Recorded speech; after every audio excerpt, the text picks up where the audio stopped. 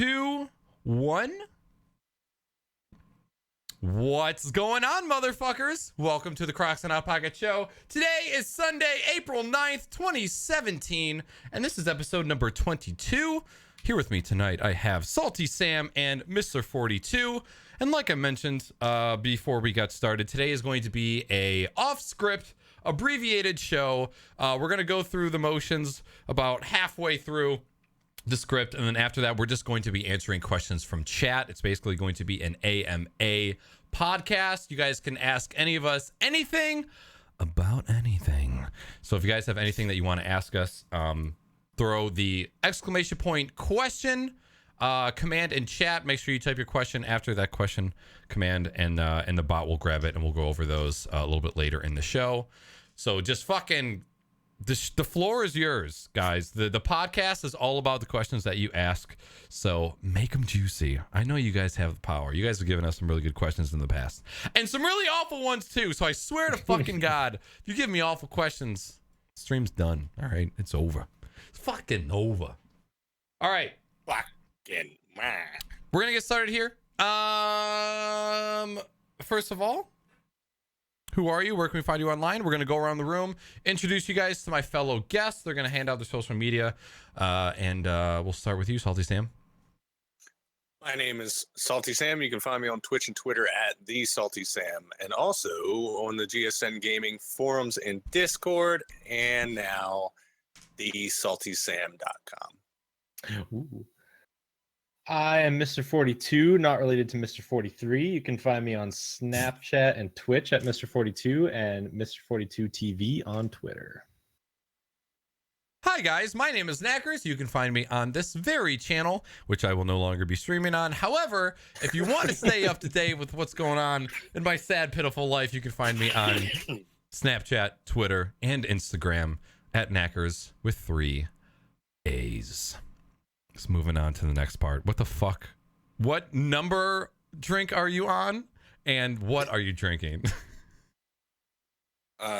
Number 1 and Yingling for now. I'm down to the nitty gritty. So all that's really left in my fridge is just a menagerie of random, really harsh IPAs. What was that word? A menagerie. I like that word. So do I. I use it all the time. That is a fancy as fuck word. That is a word that Black Wrath, the classiest motherfucker I know, would be using with his glasses. Yeah, his fucking Snapchat with his crazy West Hollywood adventures. Right? I want to spend a day. Like I want to be his D-Rock. I would just want to document everything that he does. I just want to learn about him. I just want to be with you, man. The most interesting man in the world. If he's in chat, he's probably super creeped out. He's like, "Hey, man, if I was gay," which that's still not really decided whether that's true or not. But you'll have to wait and figure out once I start streaming on Hitbox.tv. For me tonight, I've got my last. Oh my god, my webcam's over here now. My last batch. My last batch of the winter spice ale, and because I really didn't want to go downstairs to grab beer, I've got a bowl full of beers with ice in them.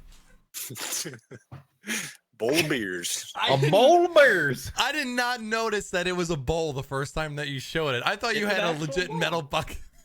Well, it's actually a metal bowl. It's like a mixing bowl. Okay. Yeah. I make pancakes in them. And beer. 40 And beer. Keep my beer cold and my pancakes hot. 40 lubes, blueberry pancakes. Yeah, 42 is coming out with 40. Salty, that smile that you did, I've never seen you smile like that before. 42 is coming out with his own lube. It's called 40 Lube, and it's only gonna come in 40 size beer bottles. It's the fucking giant fucking ketchup bottle. One of those big pumps. You ready, babe? Squirt, motherfucker. You gotta jump to actually. You have to slam dunk. Yeah. Bukake. Menage! So My webcam is also over here. God fucking damn it. Right? I'm drinking Lion and Kugel Summer Shandy. This is number 3. Because I'm stress drinking right now, and I haven't had alcohol in a really long time. It's been like 3 days, so I'm going to town. What can I say? All right, that's it for drinkity drinks. Moving on to what non-gaming stuff we have all been up to. So Salty Sam, how's it been? It's been it's been pretty good lately. I like kicked something under my desk. I didn't know what the fuck it was. I have been pretty much off the fucking grid when it comes to social media and streaming and all that stuff. I think I got one in last week, just for a couple hours because I got some stuff done. But the weather has been absolutely amazing here. We had a couple days of like crazy fucking storms that came through, like the same ones that were throwing tornadoes all through the Midwest. But other than that, it's been like 80 degrees and beautiful. So I got my garage cleaned up. I'm starting to clean my yard up. I got a new neighbor that actually gives a shit about his lawn, which means I can't just like pick up the sticks in my yard and mow my grass once a month and be good. Oh, so Show him up. Yeah, I don't like that. I'm like the first guy on my street, so I have to fucking rep it. Oh, that's right. Yeah, it's a mutual agreement between you and the neighbors. Like, yeah, you mow, I mow. I'll keep my shit up as well as you do. Guy next to me and the old couple that lived there the last 5 years I've lived there sold their house. They never did shit in their yard, so it looked like a pile of trash. And now this guy's out there every fucking day. So, bitch, Can't make a fool of me in my own neighborhood. pretty much. Other than that, I also will be married this time next month. 19 days. Yeah. Well, I have a kid, so that's a It given. doesn't happen anymore. I mean, I guess. The evidence is clear. I have put the P in the V. Successfully. It has been done. But no butt stuff for Salty Sam, as he has said very firmly. Wouldn't even finger his own butthole for a 1080 Ti, a free 1080 Ti. Not worth it. Your own finger? What about if you put a condom on it? Nope. It's where the poop comes out. 2 condoms. Okay, what inanimate object? He's already shaking his head. None? Nope. No flesh. It doesn't have to be flesh. It doesn't even have to be another living thing. Like Look, it's not my thing. a sock full of Legos. No. That's like a parent's worst nightmare. Anything Lego related. Oh God, yeah. You ever had the Lego candy? It's like that powdered, not powdered candy, but it's like the chalky. It's literally like It's almost like Nico wafers. Yes, it's not Lego brand, but it's like candy blocks. I always bought a shit ton thinking I would try and build something, but I always just ate them too fast. Candy fiend. Let me just build some cavities. All right, so you guys heard it here. No inanimate objects in Salty's bum for 1080 Ti. Chat, I'll give you the floor on this one. Is there anything? You can pick any item, but one item has to go 2 inches up your ass. What is the item? I will give out free points that mean absolutely nothing to anybody who comes up with a creative answer. Now, before we get in trouble, we're not handing out 1080 Ti's. Yes. So let's be clear here. And please, you must be 18 to answer this question. We don't need any lawsuits, all right? Do so at your own risk. We are not liable for damages. Please, I don't want a rectum hospital bill, all right? Destroyed rectum, red Legos. Pro tip: the doctor doesn't put both his hands on your shoulder during colonoscopy. Oh no, doc! Oh my god! Oh, hey, there's we need stick a wet hot dog. That wouldn't be that off, Salty. Yes, no. Well, wait. No. Doesn't matter what it is. That's where I shit. That's it. It's a one-way street for Salty. It's a one-way street. I use like 6-ply toilet paper, so there's no chance. 6-ply. Zono is willing to take a 2.5-inch penis. I see. All right. Wow, he even put on the extra half-inch. Well, I'm trying to be, trying to give myself a little bit of boost. 2's average. My mom said 2 is average. Your mom's a nice lady. A bag of marbles? Old ladies use dentures. Oh, that's gross. Mad ass. Yeah, that would be difficult. Although I've probably shit out a couple things. I feel like a bag of marbles, a wet sock filled with marbles. Hey man, 1080 Ti is a 1080 Ti. Which, speaking of black wrath, shove a GPU up my ass for a free GPU. Yeah. G for Greg. G for gangbang. Right. Excuse me. G for grow checks out. Checks out big time. All right. Anything else for you, Salty Sam? I don't even know how that got to me. I don't even know where that conversation came from. It's my bi-weekly routine of trying to see if there's something that you will stick up your ass for a free 1080 Ti. The answer is still no. Is there any material thing that no? Not your dream house, dream car, dream dildo? I got really mediocre dreams, my friend. Most of which are totally affordable, and I already have them. And I don't have to put anything on my ass for them. All right. That's fair. That's fair. I accept your answer for the next 13 days. 40 twat? So I wasn't on the show last episode because I was out doing another snowboard trip. So I've been snowboarding for the last little bit. I think the season's pretty much done now. All the snow's like melting. The last trip we went on, like the last episode, the snow was it was so warm out that we were taking our jackets off. We were like snowboarding with just t-shirts on. But the thing that kind of sucks about that is like in the morning it was fine because the snow was kind of cold from overnight, so it was a little bit easier to maneuver around.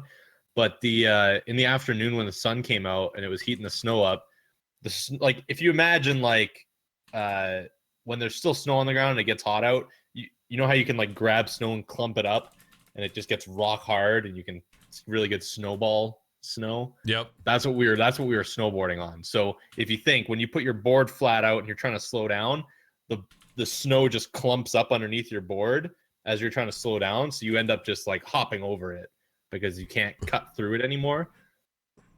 So it was rough on the legs. It was a tough leg day. We were all pretty beat up by the end of it just because you turn your board to slow down and you basically just like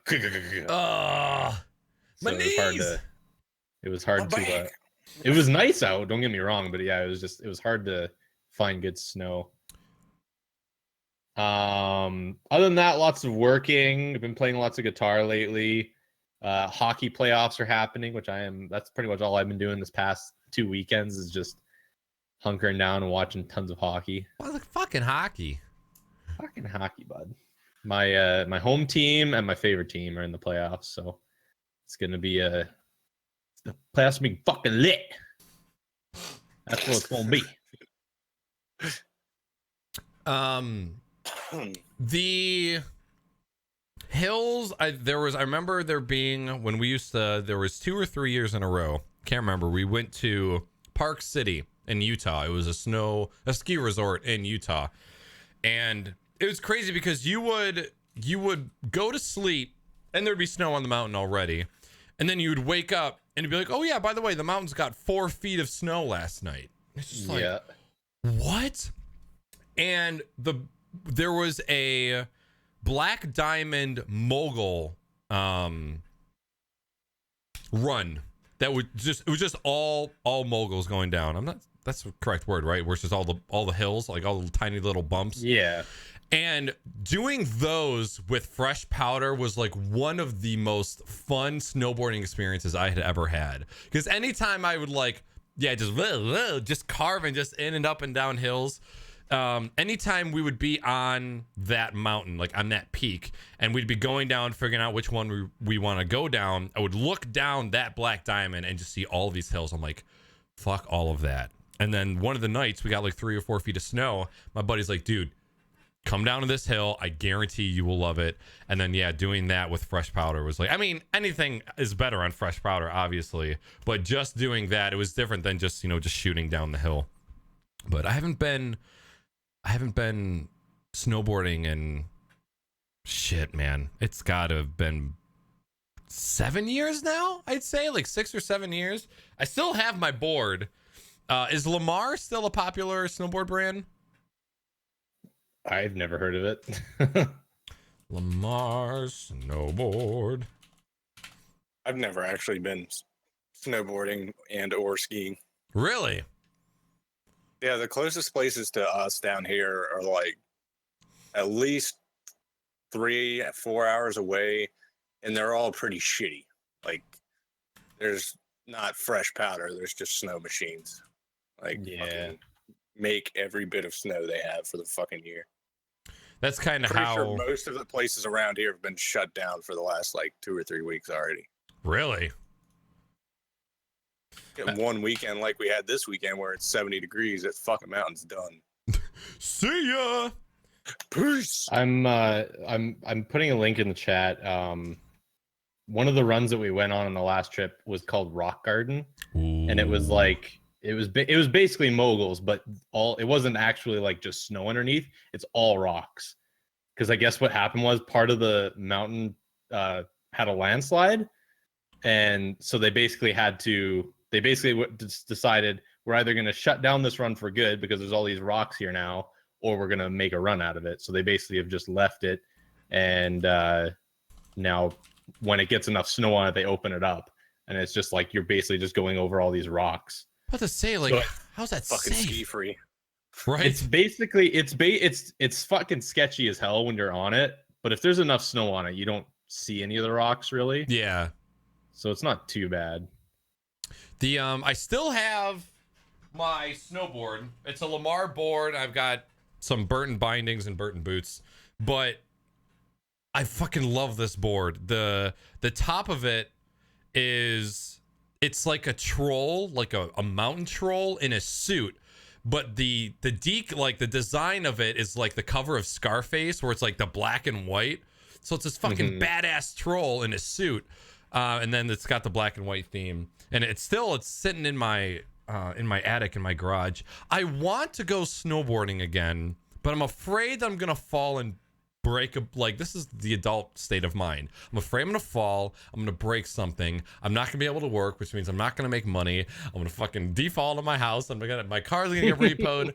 So I'm just scared. Even though I have health insurance and it would probably be fine, I'm just scared to go again.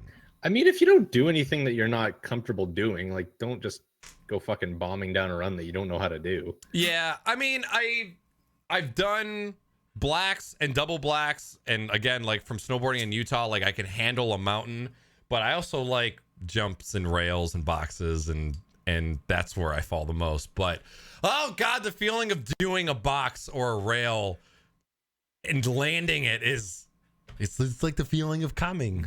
My goal next year, because my board, I got sold my board by a guy that I used to play paintball with, so he knows how to, look at a person's stature and their size and shape and everything, and he knows what kind of board to give you. And he asked me, like, what are you planning on doing with it? And I told him, like, we're going to be just going down normal stuff. I'm going to the park or anything like that.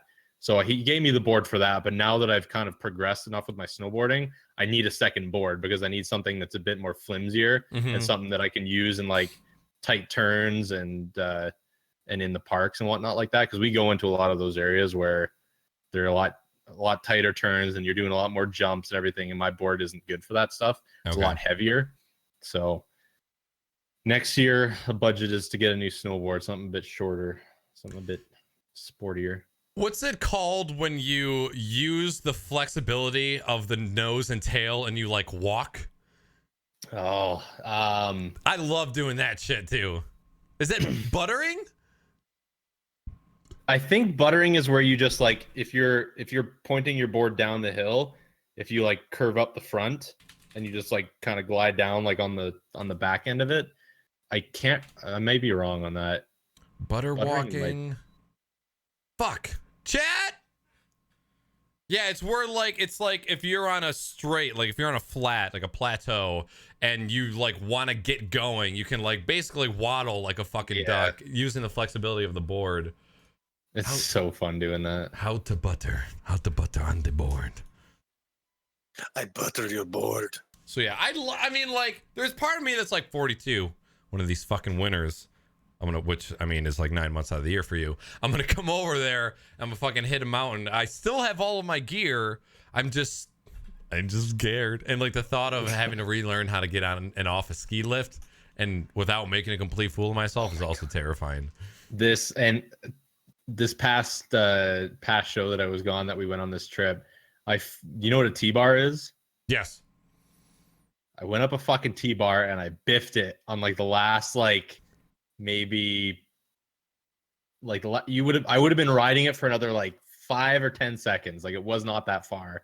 And there's a part on it where it's like you're going up and then it kind of hits a little flat spot and then it goes back up again. Yep. So as I hit that flat spot and I started going back up again, I'm leaning on the T-bar, kind of holding it the position that I hold on to. And all of a sudden I could just feel myself just falling back and I'm like, oh fuck. So I had to bail because there was no way I was going to catch myself. Oh, and God. So I was like, I can either snowboard down and catch it coming all the way back up, or I can just hike, just like walk up the rest of the hill. And it was steep. Like it was, you couldn't put your foot flat on the hill anymore. You basically just had to like walk on your toes all the way up because of how steep it was.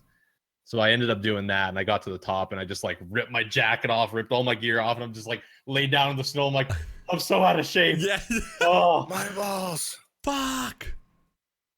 I remember there was a popular ski hill. It's a fucking trash. It's a trash stuffed hill, landfill that's covered with snow, and there's one jump where it's just a box, just straight box, probably about 2 feet wide, maybe about 10 to 12 feet long. And the jump leads right up to the lip of the box. But there's maybe like a 1 to 2 foot gap in between the jump and the box. I'm seeing all these people hitting it. I'm like, okay, the jump literally leads right up to the lip of this thing. I can't fuck this up. Start going towards it. Soon as I get off the jump, I start leaning forward. The tip of my board hits the edge of the box. Oh no! And I just fucking face plant right onto it. And of course, they don't build those boxes so that it sounds solid when you hit it. It sounds like you're kicking a cardboard box over. It echoes throughout the entire mountain. Everybody's looking and staring, and you're just trying to fucking army crawl off this box because your feet are stuck in the bindings. Oh God. Yeah, and then I probably didn't hit a box for another like month or so after that. I was so fucking embarrassed.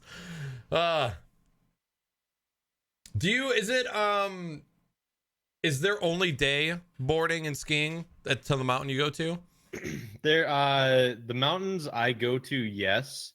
There's actually a ski hill in the city that I live in that does night boarding, but it's like it's in like a kind of a little valley in the city, and it just gets all the wind, so it's it's always icy there. Oh, okay. And it's not even, it's like you can snowboard down the entire run in like a minute, so it's like it's like you can do like 200 runs if you want. Yeah, just keep going and going and going.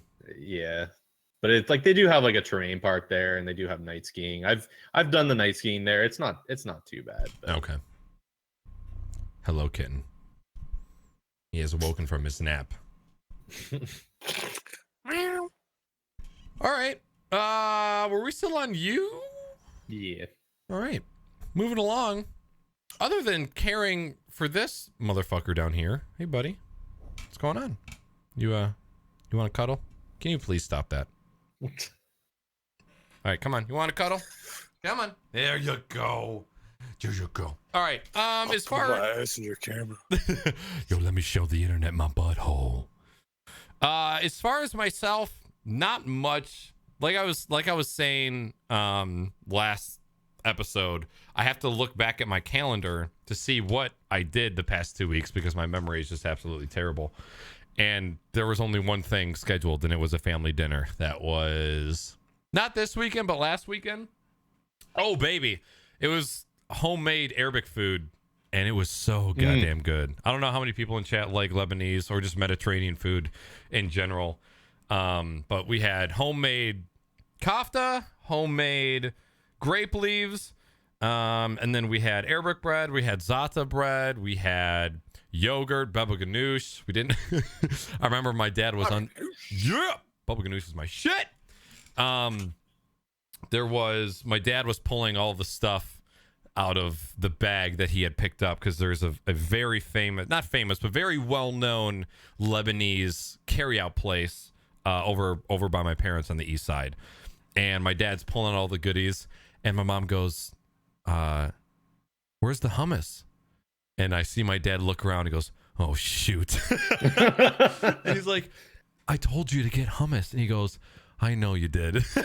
He's like, I was like, "Well, God, I know where I get my memory from. It's fucking you, Dad. Great job. Thanks a lot." So everybody but me was furious that there was no hummus. I think it's me and maybe one other person in my immediate family that likes baba ganoush more than hummus. And for those of you who are wondering, hummus is chickpea based and baba ganoush is eggplant based. But they're both kind of they're in the same food category. It's like a not a dip. Yeah, I mean it's kind of a dip. It's like you dip things in it. Spread. There we go. Yeah, spread like spread eagle, like SaltySam when he's about to get a free 1080 Ti. Give me those marbles, baby. Check out, motherfucker. So we had a family dinner that was last, and that's the only thing I can remember. I mean, other than putzing around the office, I did like a full March Madness. Made me ignore every responsibility that had anything to do with this house, like cleaning, taking out trash, recycling. Just it all went to shit. I'd imagine so. I mean, what was the longest streak out of that month? I know at one point you were at like 16 days straight, something like that. I don't think I got to 16. I think 13 was the number of days in a row that I did. I don't think I ever got above 2 weeks. I think it was around 12 or so. He just stares. He just stares. He rubs against the monitor. Oh, you're gonna lay right there. Chat, if you see some letters in Twitch chat, you know it's the kitten. So yeah, I think that as far as non-gaming streaming related, that's really the only thing that I've done. I had this past week off of work, so I really didn't do anything. But I saved on gas, so it was all good. A motherfucking man.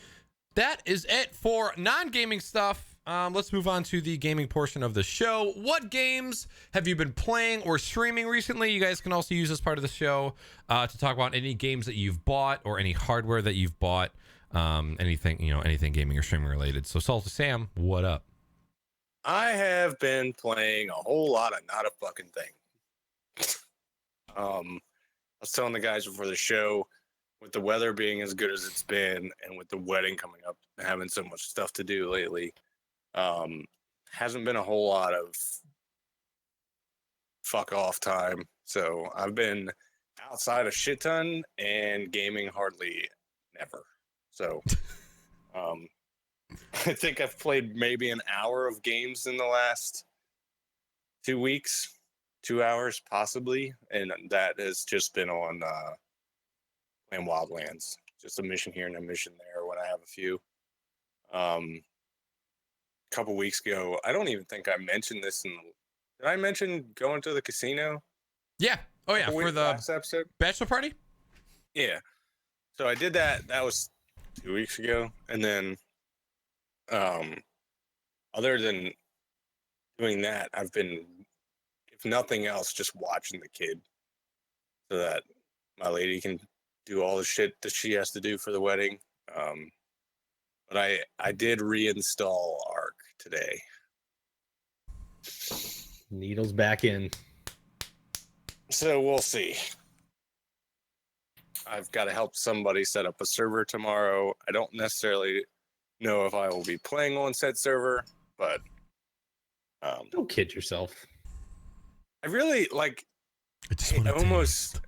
I hit the install. I hit the reinstall today to download the game, just because there's so many people playing it, and I just don't think I'll have the time.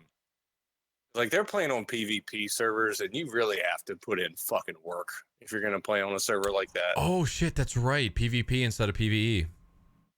Okay, Yeah. that old's a whole nother bag. That adds a whole different dynamic to the game. Is now okay. Now you have to worry about other people killing you, not just animals, giant fucking and stealing dinosaurs. your shit and everything else. So, and I think as it sits right now, the official server they're playing on, which is all the same people from GSN that always play, Bones and Coyote and Alice, Sierra Leah, and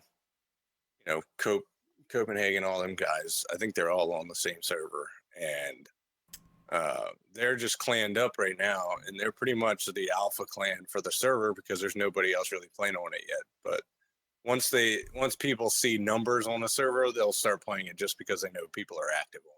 So Okay, see what happens now. Is it still the Scorched Earth map? No, I mean, you can play. That's a mod.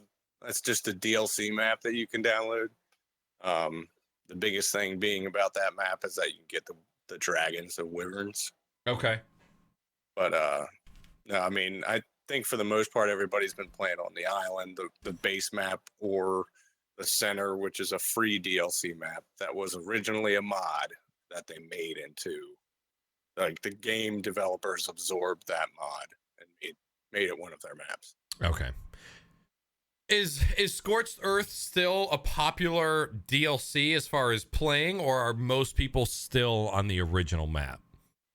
I mean, the modding community for Ark is like the same as for Arma. There's a billion fucking modders out there making everything from full conversion mods where it takes all the game code and changes it, all the way back down to just items and maps and stuff like that. So Okay. Scorched Earth is still popular, but mainly just because of the dinosaurs you can only get in that DLC.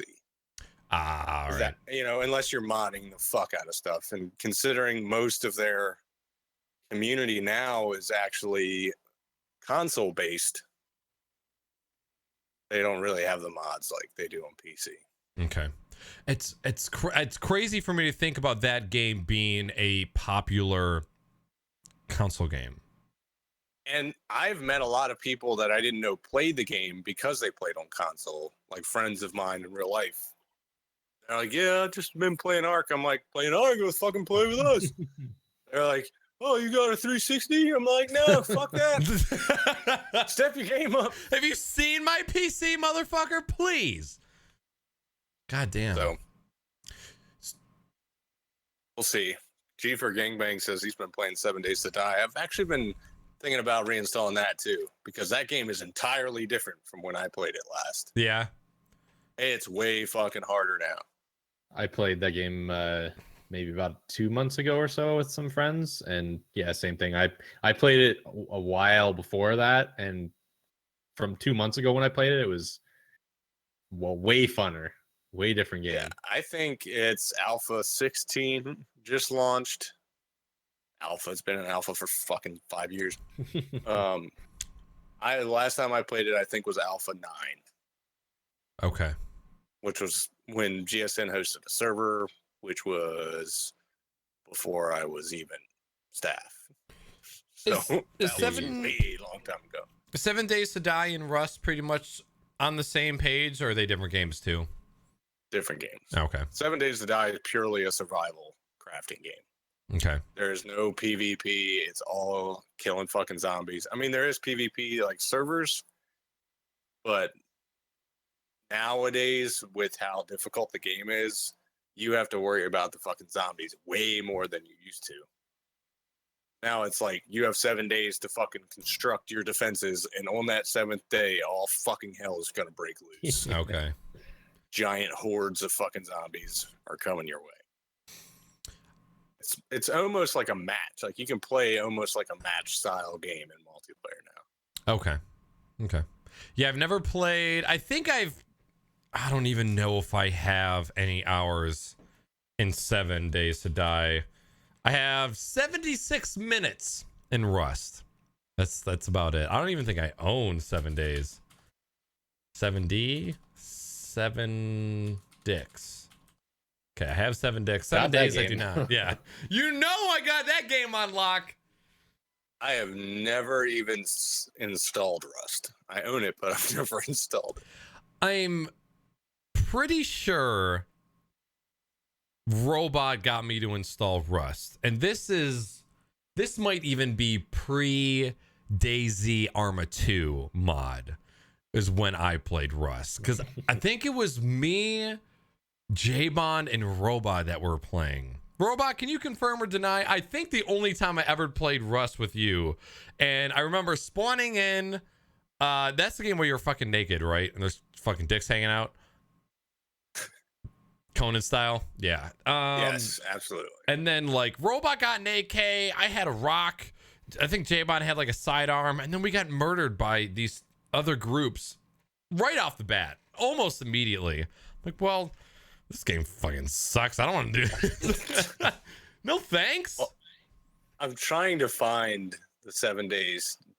It was probably late 2014 was the last time I played, judging by my screenshots. In 7 days, that's where you built the dick butt building in, right? Okay. Dick butt, dickity butt. I built some fucking crazy shit in 7 Days to Die. I think like that was a huge accomplishment, quote unquote, but the real fucking craziness that happened was the base that sat next to it. Because me and my buddy, he hasn't played with us in years, but my buddy Jay Fizz that used to hang out, he fucking played with me every single day for like 3 months. We had tunnels spanning the entirety of the fucking map where you never actually had to go above ground anywhere. We had tunnels going to every corner of the fucking map that we dug by hand all the way, like miles. God. I had macros set on my fucking keyboard and mouse to where I could just set it in one direction, and it was calculated out to when you needed to eat and drink and everything. So it would just take like hit. It would like even change up and down, so it would do 2 high so you could walk through it. It was fucking nuts. And it was on 64 blocks down at base bedrock. Jesus. So you could just run around the entire time. It was fucking awesome. God damn. I just, yeah, I've never been the kind of person to dump that many hours into a game doing that stuff. I don't know. I could never do it. Either. Like I would just log on, set my macros, and then I would fucking go like play something else or fucking do whatever I got to do. Okay. Some of those fucking tunnels took a week straight. Oh my God. Oh I mean, God. I understand 420 hours in the game. So yeah, see, that's so much crafting time.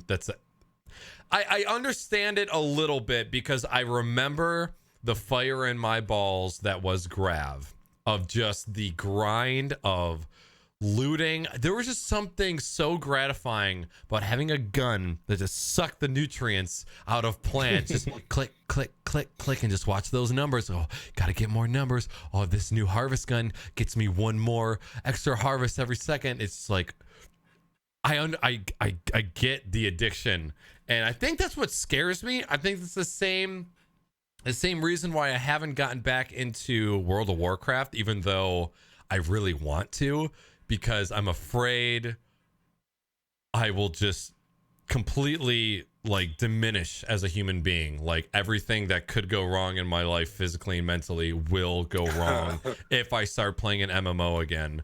But I get it to a point, but I can't remember why, like the exact reason why I stopped playing Grav, because it wasn't because of the player base. That server bullshit.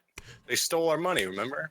That's it. That's right. Yeah. For those of you who don't know this story, we hosted a Grav server from a hosting company that was owned by the development company that made Grav. And we purchased like 6 months. The only one that you could go through. You had to go through these fucking assholes. Yeah. Purchased 6 months of server hosting in advance. And then at like month 2 or 3, they're like, hey, by the way, yeah, we can't afford to run these servers anymore. So we're going to shut down tomorrow. And we can't refund any prepaid servers. And then they were gone. And that was it. That's insane. And we had the option to move to another provider. We had FTP access. We could have pulled all the server files and moved it to another bullshit. I just remember being so angry. Like, I do not want to give this game another minute of my time. And now time has passed. Time heals. I've thought about loading it back up just to see. And then, like, I think about doing it, and I'm like, what's the point if I don't plan on actually playing the game? 20, 30 hours a week into it. I remember. Especially on anything PvP. Yeah. Because it was fucking the fueling. It really wasn't the fucking bases they were expensive as fuck to build, but fueling the fucking shields and fueling all the equipment, that's where all the fucking resources went. Yep. That shit sucks. Just to keep it all running. That's what I liked about 7 Days to Die. You just build crazy ass shit. I put a link in chat of that base. Yes. And the thing you can't see is that not only is this base like 400 fucking blocks high, but there's no entrance to it that you can see on the surface. It's just 10 rows of iron spikes all the way around that bitch. We had tunnels going up into a lake where it was one by one, like it was one square that you had to know exactly where it was in the lake. And then it was, if you didn't know how deep it was, you would drown trying to get into it. Holy shit. That's how fucking deep these shafts were. Like, wow. You had to know exactly where to go and how to get in there. And we had 4 exits above ground right there, and then another 4 tunnels that went all the directions. That's insane. Are there guns in 7 Days to Die, or is it all melee? Yeah, there's guns. There's guns, okay. It wouldn't matter.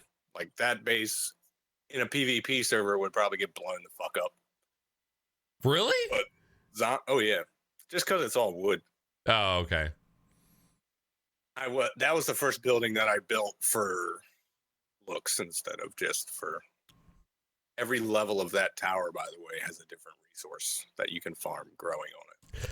And the top is all trees. That's what I liked about resource harvesting games, is like organize your base to keep all of your resources in their place, and just like, I know exactly where to go, where I need this resource and stuff like that. That was always super fun too. But I guess just now that I've gotten older, like I can't look back at my week of gaming and go, okay, I spent 20 hours harvesting trees just to keep this base alive. And it's like, I just can't dedicate the time to it anymore. Yep. And honestly, even though I haven't played it since they added base building, our favorite No Man's Sky, I'm sure that's how their bases work too. It's probably some fucking resource you have to keep getting, just like the ship's fuel and everything else. What? There was a game that I was going to check the player base of. I was going to ask chat how many people were playing this game currently. And now it's completely gone. I wonder how many people are playing Grav right now. Grab. Steam charts. Grab ass. 33 playing. Oh, Oh, Oh, Winner, God. winner, chicken dinner. Okay, so they must have had a sale. Oh, my God. Oh, my God. And they've had a recent update, too. A couple big updates. So, November 2015, peak players, 6,300 people. And then since November 2015, peak players has not gone up above 1,000 and has not gone up above 200 in the past 6 months. Jeez. So The game sucks. So that game's dead? God damn it. Just imagine how much money they stole from everybody, too. Yeah. And the worst part is they probably didn't even get any of it because they were fucking broke to begin with. And oh God, still more players in Battleborn though. Oh God. Oh no. Battleborn, I'm so sorry. Ah. Your timing That is makes shit. me so sad. It makes me sad too because I feel like that would be a game that I tried to get really good at. Like if both those games were still very active right now, I'm sorry, Overwatch and Battleborn, even though again they're two separate games,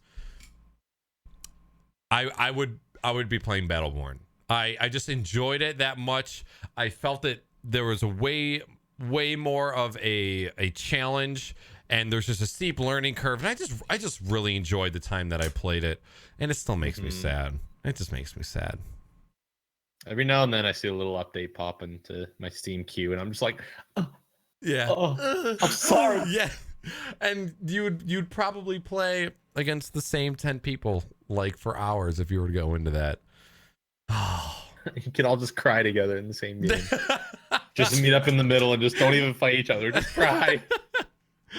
Oh, I still ache for you, Battleborn. It's been over a year, and I still mourn you. Poor guy. Poor timing. Yeah, real poor timing. Really poor timing. Yeah. All right. Where the fuck were we? Salty, did we not even get past you? Yep. Nope. All right. I think that was it for me. Okay. Talked about Arc, and then it changed to Clusterfuck. all these other things. Yeah. We don't give a fuck. Zero fucks. What? For me, I've just been playing, PlayerUnknown Battlegrounds like everybody else has been pretty much. I played a tiny bit of Borderlands 2 with my friend Scopes. Friend, quote unquote. Lots of Hearthstone, as always. Did a little bit of Rocket League solos not too long ago. I did my 10 placement matches in solo standard, so I got through that. I think I ended up being like gold 2 or Nice. 3, which ended up turning out pretty good. I think I won like 9 out of my 10 games. Wow. Pretty happy about it. Damn. Okay. And then last night, what's that? I see you. Yeah. Last night I actually was fooling around with Nvidia's surround option. Yeah. So I was playing Steep, that snowboarding game that I've streamed a few times, and I played that with the surround. So I turned my entire 3 monitors into my Steep game. It was awesome. It looks super dope. It was pretty cool. I kind of turned the monitors just a little bit into me so they were more like peripheral. And I just sat there and I just like cruised down the hill and I was like, whoa, this is cool. Ooh. I am impressed. The only problem with it right now is that like I don't have the same 3 monitors. So trying to get the colors to work properly all together was tough. So like my main monitor, which is my 144 hertz one, was it's a regular color because that's what I usually use. And then my monitor to my right was like way more blue. My monitor to the left was a little bit more yellow, and I was just like, I was playing around with it for so long and I couldn't get it to work properly. So I was like, I'm still gonna play around with it, but the only problem is that it like royally fucks up the rest of your Windows experience. Because you have to enable it for your entire computer. So you have 1 monitor instead of 3 separate monitors. And it just made everything so difficult. Like everything still looked okay on my desktop, but it was just like all the windows, like I had Twitch open when I enabled it. So the Twitch player was in the middle monitor, but the whole bar, like the whole thing was across all 3 monitors. I was like, I hope nobody actually does this on a normal basis because this just looks fucking weird. That's one thing I've always been worried about when it comes to doing those monitor sweeps is just, even though all 3 of my monitors are the same, I feel like it would fuck me up even having the smallest gap, just from the fucking frame of the monitors. Like, I'd almost want to fucking peel the frames off of them and just stick them all in one. Yeah. Well, and the other thing too is that the side monitors, it's not just like it doesn't just like put the side of the game on those monitors. It actually like does like a fisheye lens on them. So it really like zooms them out. So when if you're looking in one direction and you turn to the side, the stuff that goes onto your side monitor doesn't look the same as it would on the middle monitor. It like stretches it out really, really intensely. So it kind of, you can't sit there and look at the side monitor and be like, ooh, I can see a bird over there. Ooh, I can see a tree over there. It's just kind of made for peripheral vision. Yeah, so I think it's made more for like immersion and stuff. But I'm still gonna play around with a few games. Like I really want to try like Battlefield with it. Some of those games that are like that, because I was able to play Steep on Ultra, and the GPU ran fine. So I think I should be able to play a few of the other games on it and just like crank the graphics up and just try to go full immersion mode on it. Just for the hell of it. I wonder if that will ever be a Twitch option. Like if somebody is streaming all 3 monitors, if you would have the option to also watch on all 3 of your monitors. That'd be fucking nutty. Or just be like, hey, I can't support it. Just give me the center monitor. Be like, I only want to watch the right monitor because I'm a fucking hipster. But there's still a lot of things streaming wise that I think could be cool. One thing I would love to see in the future is multi-streaming, but in sync, like in time, like for you to be able to load up one person's stream and be able to see the other players' perspectives in real time. Yeah, it kind of baffles me that they haven't made an option to just enable a delay. Yeah, like because you can tell, like you can put 2 streams onto a multi-stream site and you can literally time when the stream you're currently watching or the one you have the sound enabled on, you can just time like, okay, he said that word right there. There, he said it right there, and just set the delay on it, and then boom, it works. Yep. I don't understand how nobody's figured that out yet. Or yeah, at least go ahead, Salty. I feel like that just because multi-stream has been around for so fucking long and it's so simple that they just haven't given a fuck about actually making that a normal thing. Like I feel like it was kind of just built as a utilitarian, here's 2 streams in one fucking frame kind of deal. Because didn't KB Mod make the original multi-stream years ago, like 4 or 5 years ago? I don't know if they made the original, but that's the one that I used for a really long time before I moved over to multi-stream. But yeah, I remember that being a big thing. Twitch has trouble running streamers with one monitor. Yeah, see, we got a long way to go, but that's like one of the things in the future.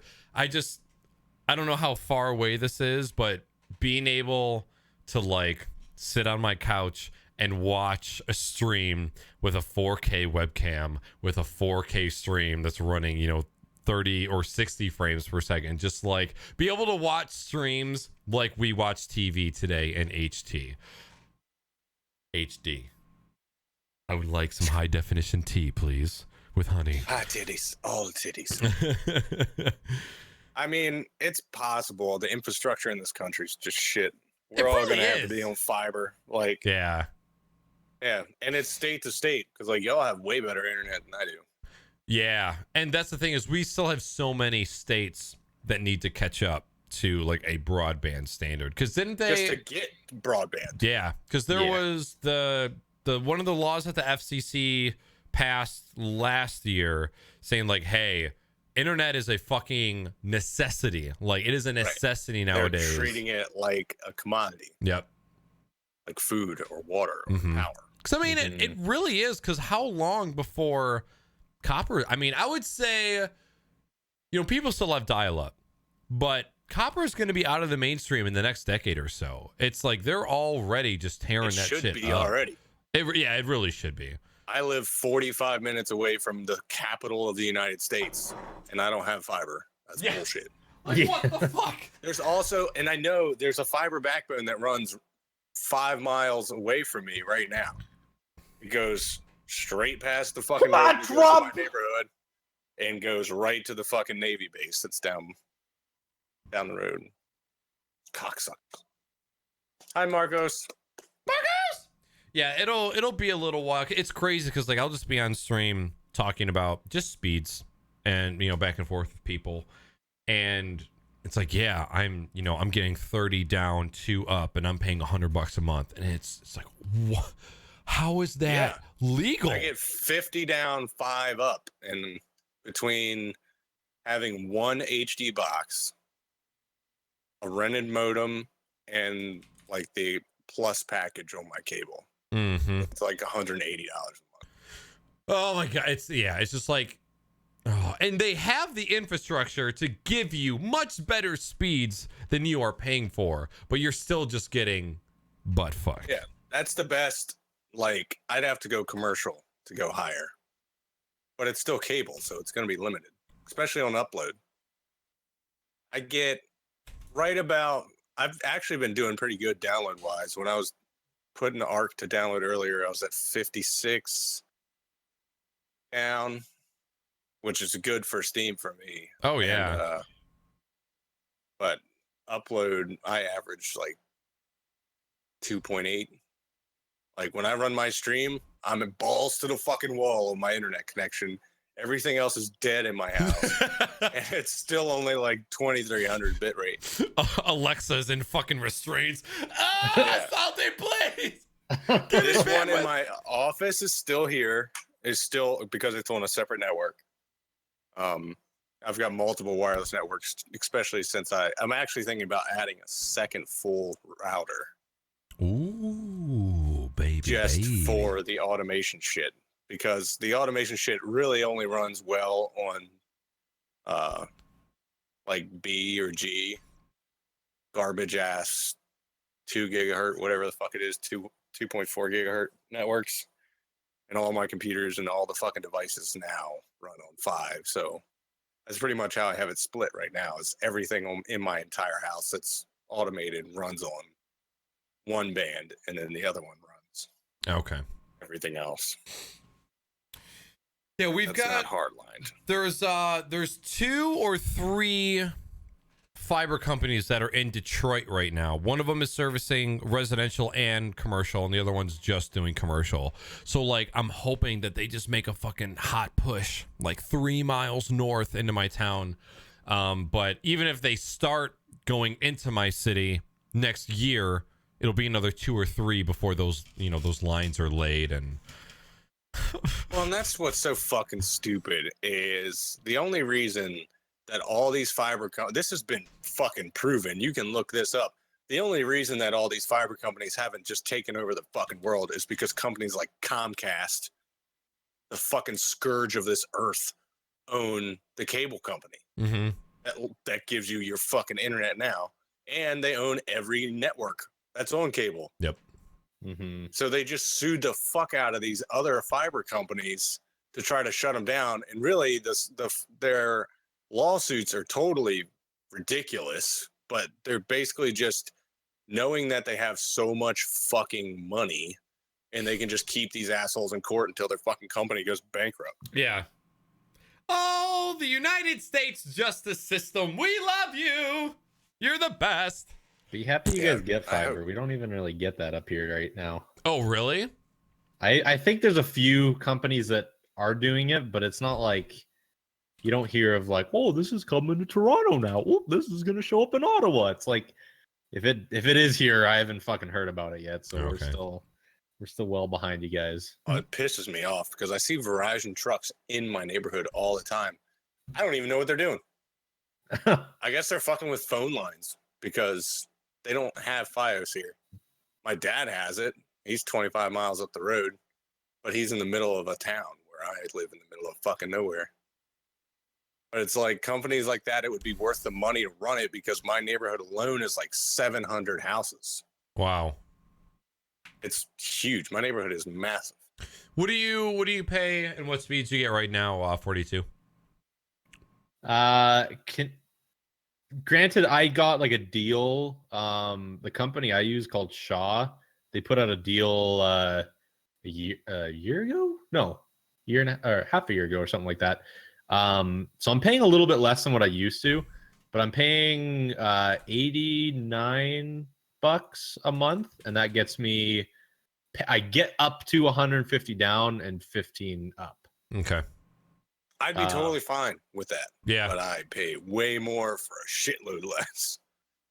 Yeah, and that's the only problem is like, and I know this really doesn't have anything to do with that internet connection, but I only get like the most I can get downloading from stuff off Steam is like 20 up or down.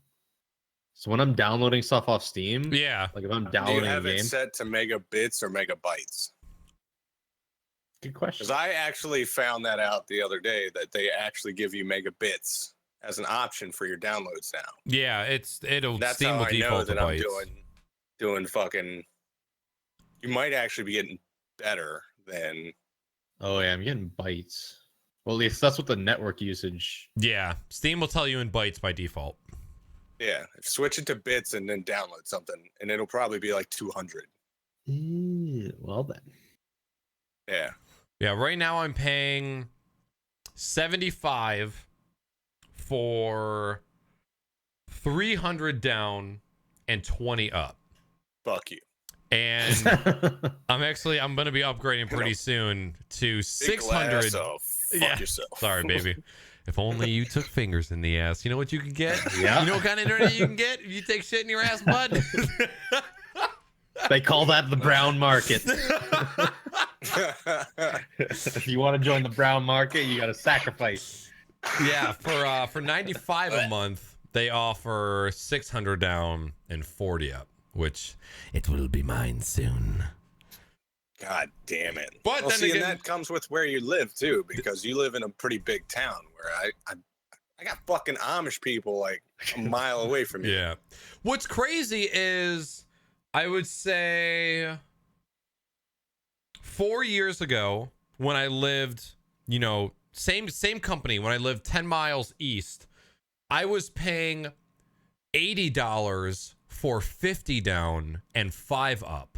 That's just how far this broadband company has progressed in the past 4 years. I am paying less than what I did before, and I'm getting 4 or 5 times the speeds. So it's like, we're definitely getting there, because I use a tiny company called Wide Open West, and I think they're just a Midwest United States company. But we're getting there. But people like Time Warner and Cox and Comcast, they're still up at the top. Dicks. 42 games. Did you already go over? Yep. That's everything for me. Okay. Robot speed. Are you there? Okay. As far as myself, March Madness is officially done tonight. I was supposed to stop last week, and then I remembered that I had a week off of work. So I'm like, well, I'm gonna stream every day. So why the fuck not? Fuck it. So today is actually the last day of March Madness, even though it's April. I just kind of extended it into April. So been doing a lot of gaming. Chat, I think I've asked this on the show before. Is there a way you can see how many hours total you've played video games in Steam? Like just how many hours of games you've played in Steam at the last, certain amount of time. If there is, let me know. So March Madness is officially done. I think the total amount of streams was 30 plus. It was because it started before February. Absolutely. And ended in April. I hit 1K followers on Twitch. Yeah! Super hyped about that. So that's been like the hot push of March was that landmark. Oh, I just punched my desk. Fucking. So been playing a shit ton of PlayerUnknown's Battlegrounds. Let me see how many hours I have total between the beta and the full release. I have 95 hours in Battlegrounds. Oof. I only have 160 in H1Z1 over the past, I don't know, 6 to 8 months. So been going ham in some Battlegrounds. The game infuriates me to no end, but it's super addicting. It's super fun. And when you win, it's so gratifying. I have never had a game make my hands shake like Battlegrounds does. Me and Robot did a duo stream a week or so ago. We won our first chicken ever, or my first chicken ever. And I thought I was having a heart attack because of the amount of adrenaline that was pumping through my fucking body. But that game is super, super fucking fun. Really like it. Again, it's early access, so I can't get too mad at it. But I get mad really, really easily. But it's super fun. I mean, that's how all those fucking games get me too. Why can't there be a decent battle royale game? Why are they all broken?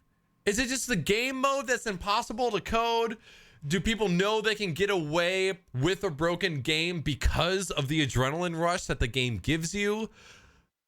I mean, server lag is server lag. That's the biggest thing.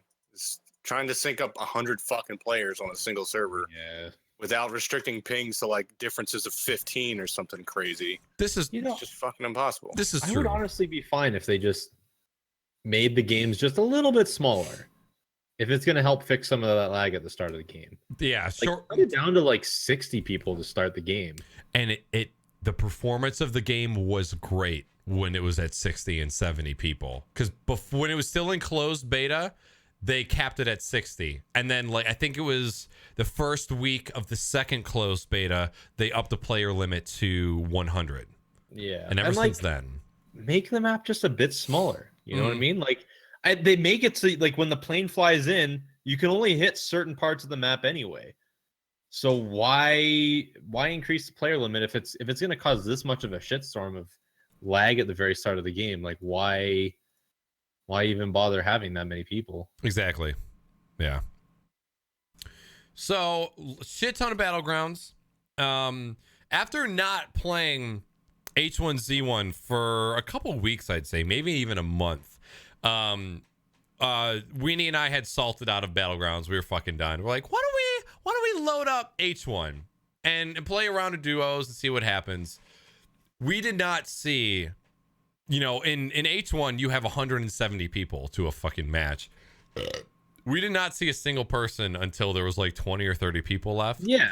And we ended up winning our first round back to duos. I think I had 4 or 5 kills. Weenie had probably 3 or 4 and ended up winning it. Final kill was us shooting a Jeep and exploding the Jeep and killing the person by it. And fucking awesome. I remember the Jeep exploding and there was a couple seconds of silence and Weenie just goes, we just fucking won. We just won. And it was oh my God, because that was the first solos I'd ever won in H1Z1 ever. And I've still only won 1 period from all the modes. Same. I've only won 2 total. But yeah, so and H1 just had a big update too. Spectate mode is in. They've, there's a whole bunch of changes that I'm not even gonna go out over them. Some are banned, some are good. Kitty, I can't see. Chat. Bye, buddy. Some good, some bad. Did I say duos? You said solos. Did I say solos? You were like, that was our first win in solos. Yeah, duos. Sorry, 4th beer. I don't give a fuck. So yeah, H1 pub. Finding Bigfoot. Played and beat Finding Bigfoot in 1 stream. That game's ridiculous. You fucking found Bigfoot, all right. Found it and that was it. And I have nothing else to say other than don't. Move or Die, Duck Game, tiny bit of Rocket League. Ever since Battlegrounds has come out, I have not been playing Rocket League at all. And it makes me sad. I know I'll go back to it eventually. I'm not about to lose my fucking season 3 rank. 4? 3? This is season 4. 3, 4. I don't know. Season 4. But Season 4. there's only been 2 RLCSs. So season 3, right? I think it's 3. This is Kronovi's team won round 1. Yeah, but there's one extra. There was one extra Season of ranked before LCS happened. Okay. Because they didn't have RLCS the very first year this game came out. Ah, that's right? true. Yeah. Okay, so yeah, I think it's season 4. So I will go back to it. We'll see. I love Rocket League. Rocket League is probably my favorite game of all time. I have the most hours in Rocket League in any game that I've ever played ever. Next to probably Oblivion and Grand Theft Auto. So the game has a special place in my heart. I need to go back and play Drop Shot, the new game mode. It's super, super fun. So if you haven't played that, go back and play that. And then Dying Light. Matt Weenie and I beat Dying Light. I got, I think, 50 or 60 hours out of that game. Well worth the money. I didn't pay full price. But if you have not played Dying Light, it's a super fucking fun game. I had no idea how much fun that game was going to be. And I am actually kind of sad that I didn't. 52 hours. I'm sad that I didn't play it earlier. Still have the DLC to play, but the story was great. I had a really good time with the game. So if you haven't played it, hop on it. Other than that, I think I had my compressor in place last episode of Crocs. I'm pretty sure I did. Yes. I can't remember. Yeah, so I got a compressor. I got a shelf for it. The only other thing I did in my office was I have a Ergotech 3x1 monitor mount that holds my 4 monitors. And the base of the monitor mount is like 1.5 feet wide by like almost 1.5 feet deep. It's giant. It's this giant piece of steel. And when I had to play games, I would have to put my keyboard on top of the mount. And it got really annoying after a while. So I ended up taking the mount, putting it on the underside of my desk. So now like it's clean. My desktop only just has this pole that comes out and all my monitors are floating. It looks so, I should have done it so much earlier. That's how mine is too. But it looks fucking awesome. Yeah, it looks so good. I got a double XL mouse pad that holds my keyboard and my mouse. And I'm absolutely loving it. I'm actually going to return this mouse pad and get a bigger one. Even though this one is a double XL, it's not tall enough. And because it's so thick, when I play FPSs, I aim with my elbow. So like my whole arm moves when my mouse moves around. And the edge of the mouse pad just fucking grinds like a legless hooker right here on my forearm. And it burns after a while. So I just need to get a bigger one that covers a little bit more desk space. And that's how deep is the one you have now? I think it's 400 millimeters, which comes out to I think 1 foot and 1 inch. I think. Yeah, thereabouts. Okay, so yeah, so it's 900 millimeters wide by 400 deep. And that's about the one you've got now is just a tad bigger than the gun cleaning mat that I use. Okay. Mine's about it's 1 foot by 3 feet, so it's about 300 millimeters. Okay. So yeah, it's definitely wide enough, but it needs to be a little bit deeper. But for anybody who does not have like a full-size mouse pad that holds your keyboard in your mouse, it's wonderful. And if you're because I run at a 400 to 500 DPI on my mouse when I'm playing FPSs, so it's a whole lot of just fucking waving around. So you need a lot of mouse pad space. So I would definitely consider it. It was a good purchase in my opinion. And I think that's kind of it as far as This office is concerned. I feel like every 2 weeks I go through some major thing. I did all my cable management and it's done. Like I haven't had to touch anything. Well, I was just about to say everything's working nicely, but clearly it is not. It's okay. It's all right. I think that's kind of it for me. All right. Holy shit, we've already taken up some time just shooting the shit and talking about shoving inanimate objects up our ass, but not Salty. Salty's the real man. Yeah. All right, so this is a Ask Us Anything. It's an hour stream. So we have been collecting questions for the majority of the show. So what we're going to do now is we're going to go through some of these questions that chat has been asking us. So let me pull these up.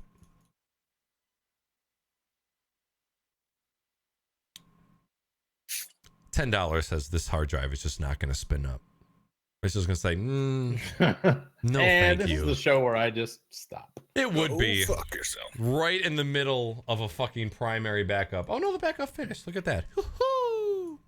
Hot damn. All right. So we have these questions loaded up right now. If you guys want to ask any more, you are more than welcome. If we have more time, we will continue to answer them at the end of the show.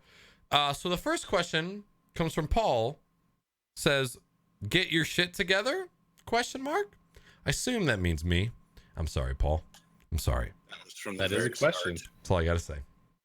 This next question comes from Mr. Vansman. Who you got winning RLCS EU and NA regions overall? 42, I'll let you answer first. I've been watching it. I actually have been, because I didn't think I was going to have time to do it, but I've been trying to watch as much of the RLCS as possible. I fucking hate how every single year the same teams are in it, but they have completely different names. Mm-hmm. Like every fucking year. It's like one team's this name. Sponsored bullshit. Yeah. They gotta fucking change their name every fucking year. And it's like these guys you watch it and it's like, whoa, look at these guys that come out of nowhere. And then you look and see who's playing on it. It's like, oh, okay, that's the Flying Dutchman. That's these guys that have been playing every year. They just decide, oh, we're gonna change our name this year. Due to unforeseen circumstances, we've decided to cut ties with our previous sponsor, Wet Noodle, and we will be moving over to Red Bull. So we're gonna have to change our name. We are now the Red Bulls. Red Balls. Yep. Yeah, actually what Hugo said, Leftovers. There's a team in the EU called Leftovers. Leftovers? Is that their actual name? I feel like that's actually what it is. I watched a few of their games and they were actually pretty good. In the NA, I don't think I have to pull up the standings. I've been watching it, but I haven't really been paying much attention to the actual standings. But I'm cheering for Selfless. Okay. There's a team in NA called Selfless RL, and there's a girl named Courtney that actually not rated, but I think she was watching Robot stream not too long ago. And she came in the chat and she was talking to us and saying that she was a Rocket League streamer. Yep. And she's actually part of that team. She's actually on Selfless. Oh, no shit. Yeah. Okay. She's not on the primary roster. Like, I think she's been kind of a backup player for it. Demoted! Yeah. But since I knew that, I was like, well, since I know somebody on Selfless, I'm going to cheer for them. Because I don't really give a fuck about everybody else. Exactly. But I don't think they've been doing very well. I can't remember who. I think Kronovi's team G2 has been playing pretty good. Yep. They got a whole new team this year too. Yep. G2's like JNAPS and Kronovi and someone else. Who's the main guy that they have? Because Gambit's not even playing anymore, right? I think Gambit left. Yep. Over Zero, they basically let go. Yeah, he was my favorite. I liked Over Zero the most. He for what he did for that team the first year, I don't think I'd be upset. You were not supposed to play. Yeah, yeah. And you came in and you ended up being MVP. Yeah. So He pulled his own. Yeah. But so far this RLCS has actually been pretty close. I've been like every now and then when the standings do pop up, there's nobody's like, far ahead of everybody else. the EU series, especially the EU side, has been really close. Yeah. I am ashamed to say that I cannot name a team that I am rooting for, nor do I know where anybody is placing. I've just been so far removed. Had March Madness not been around, I probably would be paying a little bit more attention, but I have not been watching any RLCS streams. I've not been following any of the teams. So I'm worthless. Sorry, Vans. Salty, any input? I know Robots esports team has a team in it. That's fifth. Yeah. Oh, Yeah. Denial? Yeah, they're 5th place right now in North Yeah, America. actually, so- I'm looking at the standings right now. Actually, Selfless they have the best record right now. No shit. They're 4-2, Most and wins. then Denial's 2-3. NRG Sports is 3-0. Yeah, there's okay. All right. Okay. So I'm a championship watcher when it comes to most esports. I don't really watch the run up. I just watch the last, Yeah. quarterfinals on, Final Four on. Same thing's going to happen April 20th. They're going to be televising the H1Z1 tournament. Yeah. I forgot who's got it. Is it Spike? One of them channels has it. I think so. But so that's coming April 20th. 420. Oh, 20. Totally did that on purpose. Oh, yeah. But no, I don't know any of them. For the same reason Naaackers was saying. They change their fucking names like every day. Yeah, it's hard to keep track. It's not like professional sports where the team names are the same and it's the players that change. It's like everything is changing all the time.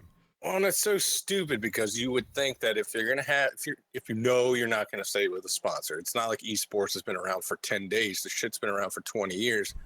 You need you set a team name for that team, and then just put your fucking sponsor in front of it.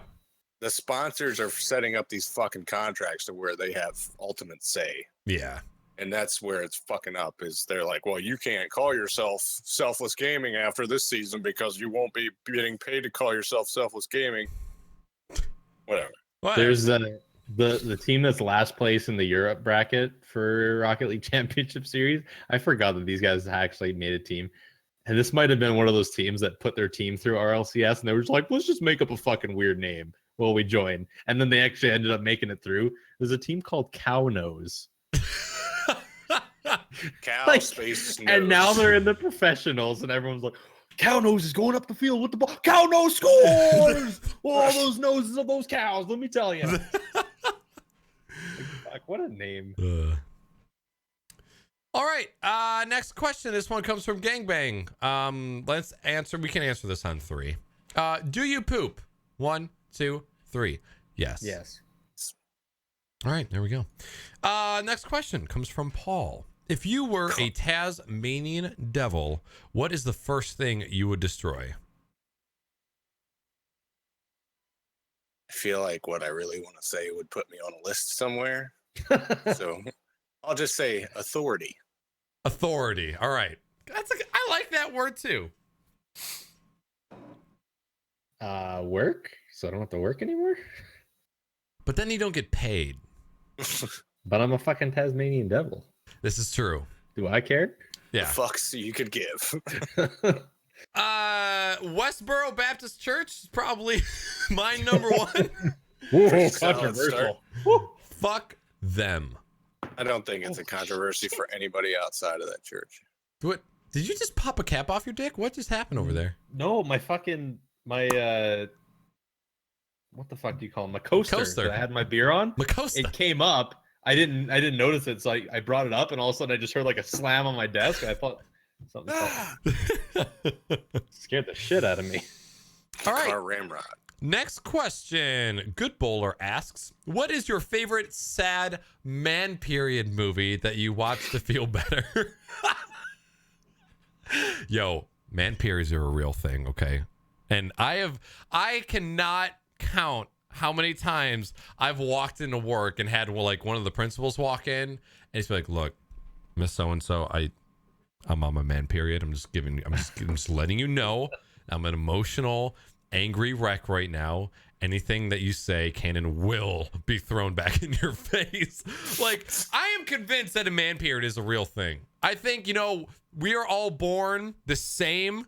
And then at a certain time, whatever happens with the fucking cells and the chromosomes we split off, the period is not only in a female. Men have periods. It's quicker. It's maybe like a day or two, but they exist. And if you disagree, you are wrong. It's my opinion. It's my opinion. If you have an opposing opinion, then go fuck yourself. Yeah, go fuck yourself. I'll let you guys answer first. I don't know. I don't really watch any super emotional movies, so I don't think that surprises anybody. Although I did go and see Beauty and the Beast in movie theaters the other day for my old lady's birthday, and that was pretty good. Did you cry? No. I was like, because those movies, especially like Beauty and the Beast, those came out when we were like 8. So It's one of those things where seeing how they brought that to current day standards was pretty. It wasn't emotional. It was fucking cool to see all this shit brought to life. But I don't really give a fuck. I don't really watch sappy movies and all that shit. No sappy movies and no wet rectum insertions. Salty, you need to write a Bible. Salty as fuck. 1 page, 2 lines. No sappy movies, no ass play. No anal. No anal. If you're on your man period, does it have to be like an emotional movie? No. Can't it be like an angry one if you really want to? I mean, I think a man period is just like you're on edge. You fucking snap at people. It's like if you go like 12 hours without eating anything decent, you just get agitated. One of my favorite things to do when if I've had a day at work and I come home and I'm just like, fuck this fucking world, I'm done. Motherfucker. I actually really enjoy one of the things that really calms me down is watching UFC fights. Really? Even if because I don't watch movies. Everybody knows that. Yeah. Everybody gives me shit for it all the time, so I don't know any movies anyway. But even now and then, I'll just YouTube or Google. I'll just find like a good fight, and I'll just watch it. It just gets me right cheered up. Okay. I just like watching people beat the shit out of each other for a little while. Yeah. Gets the aggression out. Also, chat. Both men and women can answer this. If you think a man period is a real thing, put a 1 in chat. And if you think it's not a real thing, put a 2 in chat. I just want to see how many people believe, because I'm determined. I'm determined. I came home from school like the very first day from learning sex ed. My teacher must have been so bad because I came home crying to my mom, telling her that I was scared of the day that blood was going to come out of my penis. I was so convinced that men actually had periods too. I was like, I don't want it. It's gonna hurt. I don't want a bloody dick. And then she gave me that ugly, smug look. Like, you don't have to deal with that. Only women do, because you men don't have to deal with it. I'm just like, oh, thank God. That sounded terrible. Can you imagine if just 1 or 2 days out of the month when you jerked off, it was just blood and stuff? No. Oh God! Get back in here. Yeah, that'd be rough. I'm trying to think.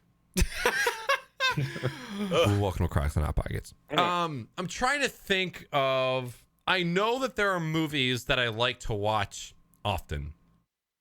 2 of the movies that I always found myself going back to was the very first Lethal Weapon and Goodfellas. Those were 2 movies. I just watched the first Lethal Weapon the other day. So fucking good. All 4 of them. The 4th one, but all the rest of them, they're all such good fucking movies.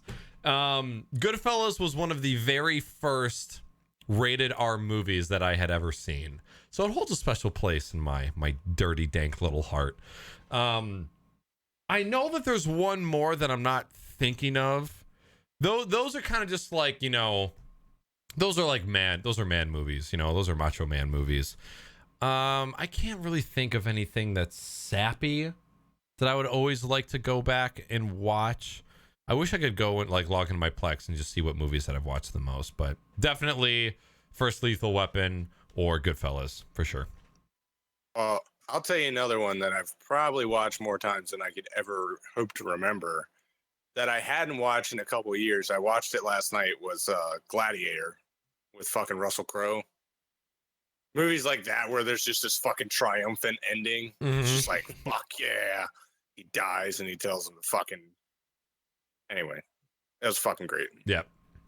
I've watched that movie like 700 times. This was the first movie I ever owned on DVD. Really? Okay. So I just watched it like 1,000 times in a row. Okay.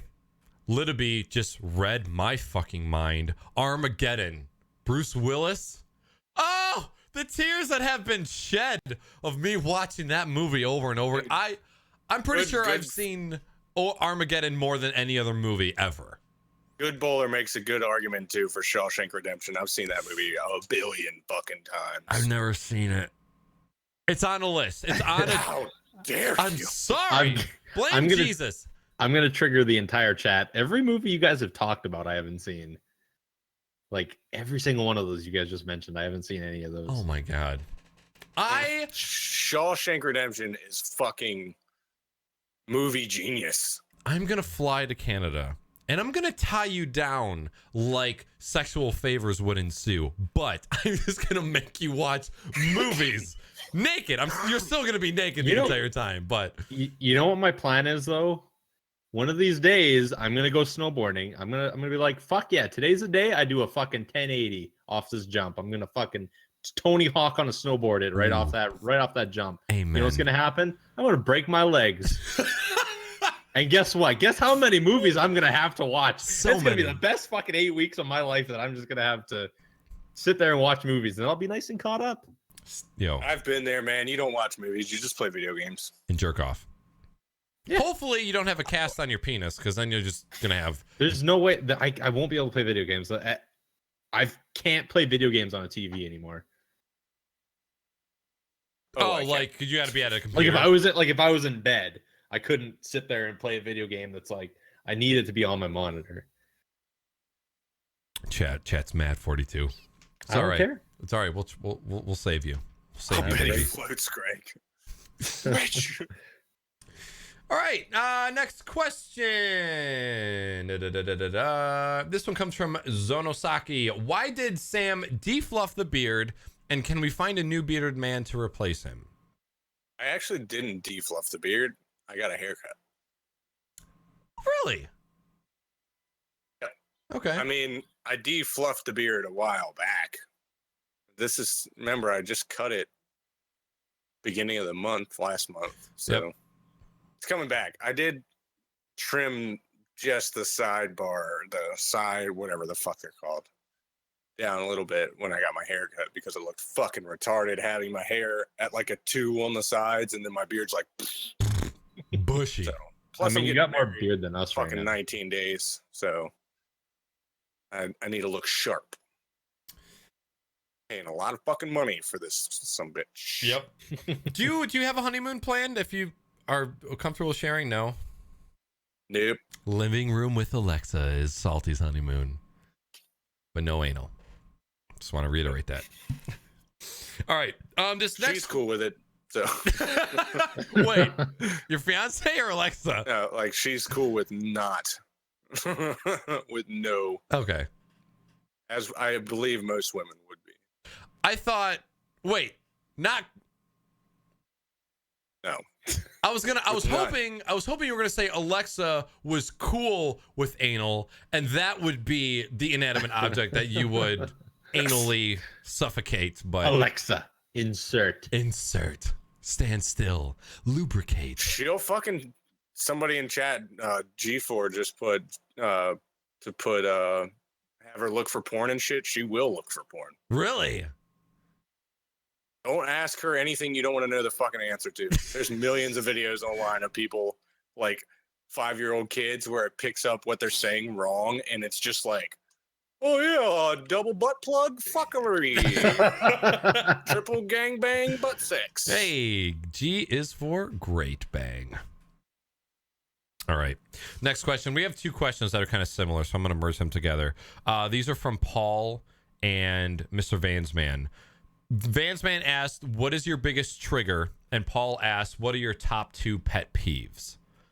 So let's just merge those together, and we'll just do what are your top 2 triggers and or pet peeves. I know one of mine, and that's when I walk into work with my lunch and somebody says, "Why didn't you ask me if I wanted anything?" Oh my god. I have lost my even if they ask it as a joke, like just hearing that makes me furious, because no one ever asks the fucking tech guy if they're hungry. We just don't eat or sleep. We're just up all the time on the computers and we don't do shit. We don't eat either. So I know that's one of my pet peeves. I'm trying to think of another one. I have a list a mile long. I'm gonna have more trouble narrowing it down to 2. All right, just shoot away. I hate repeating myself What? a lot. I also 42, you're so fucking quick sometimes, man. I gotta be on my toes to keep up with you sometimes. I also hate when people ask me hypothetical questions. So all of high school, pretty much, like rhetorical questions too. Well, it's not even like hypothetical. It's when somebody's trying to use a hypothetical question in an argument Okay. or a discussion. Like they're trying to make their point on a hypothetical. It's like, go fuck yourself. That's not real. I don't know. I have a lot of I'm OCD about a lot of shit, so I hate errors in grammar and spelling and Okay. everything. I hate everything.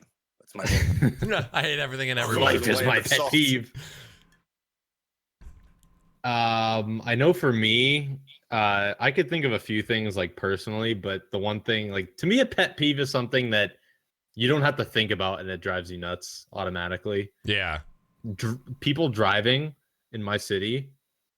I've had people drive with me and be like, "You okay? Like, calm down. It's okay. The guy drives like an idiot. I get it." I get fucking triggered Driving, because I drive a lot at work, so I consider myself a pretty solid driver. Okay. My being in a company vehicle all the time, I have to follow the rules, so I understand the rules a lot. And I might be a little bitch of a driver. Like I don't speed all the time because I just don't see a point to. You're gonna get to the fucking place you're going to the same amount of time, maybe a couple seconds sooner if you speed, but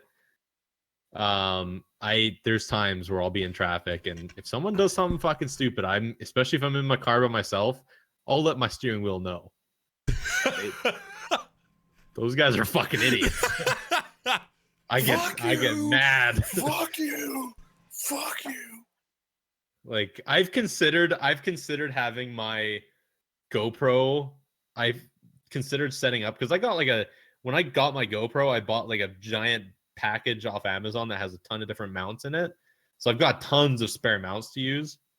So I've been considering setting up like the little suction cup mount inside the car and using my GoPro as a dash cam just for insurance purposes. Yeah.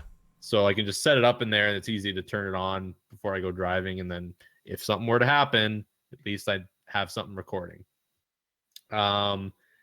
So if I was to ever do that, the audio recordings on my GoPro would be hilarious. Mm-hmm. Like I'm actually considering doing it just to record the audio stuff, because if the one day I forget that GoPro is recording, it's gonna be like, "You fucking piece of shit! Fucking turn your signal on!" I would pay to hear that recording. By the way, I get pretty ragey. It's bad. I have to I used to get that contemplate way life too. sometimes. I used to get real bad, but now that I have a truck, Yeah, I don't want to have the same mindset that I had when I was in a fucking tiny little car. Because in my old cars, I would just fucking like check people, fucking brake check them, run up people's asses, and all this other shit. But those cars cost like $400. yeah. So Yeah. I don't have that. I love downshift brake checking people. No lights. I've just scared go the fuck shit. yourself. Like, oh god, it's one of the great. I've watched people drop coffees. I've watched people drop water bottles. They're so because like they don't know that I brake checked them. They just think, oh, I wasn't paying attention. This person slowed down, and it's the greatest thing ever. It's hands down one of the greatest perks of driving a manual. That's the thing too, because I drive a company vehicle all the time. There's a lot, especially the city that I work in. They have really slow speed limits for whatever reason. So I just drive the speed limit because that's what you're supposed to do. I'm in a company vehicle. Do they really expect me to drive more than the speed limit? And people just get so triggered behind the wheel when they see me driving the speed limit and they can't pass me. Oh yeah. And I just sit there and I'm just like, I can see them in the rear view and I'm just like, come on, get mad, do it. And then they start getting like, they start looking around their vehicle like, what's he slowing down for? What's he going so slow? And it's like, I'm just gonna go speed limit. I'm getting paid by the hour right now. I don't give a fuck. Yep. Right, exactly. I love that shit. Especially now that I'm older. Me being behind you at 16, I would have passed you on a double yellow in broad daylight with 4 cops on my ass. I wouldn't have given a fuck. Mm-hmm. Yeah. But I also have like 10 speeding tickets to fucking prove it. And people do. Don't get me wrong. People still do pass me like crazy in the company vehicle. But at that point, all I can do is just be like, all right, go ahead. Have a good Smile day. at 'em and It wave as they doesn't pass. falter me at all. I don't give a fuck. I It's just funny to me. My second pet peeve is if I make a statement that's like 90 to 95% correct, instead of somebody just acknowledging that it's not 100% correct and just letting it go, them taking the time to correct me. Like if I'm looking at a color that's an off shade of blue and I say, oh yeah, like that like bluish building over there, and they turn to me and go, it's cyan, I will fucking stab you. Fuck Do you understand? you, bitch. Like, especially when it comes to colors. If I'm like blue, red, orange, these are all generalized colors. They contain many shades and many hues. So if I say that blue-ish thing over there and you tell me, no, it's a sub-genre of this blue, I'm going to lose my fucking mind.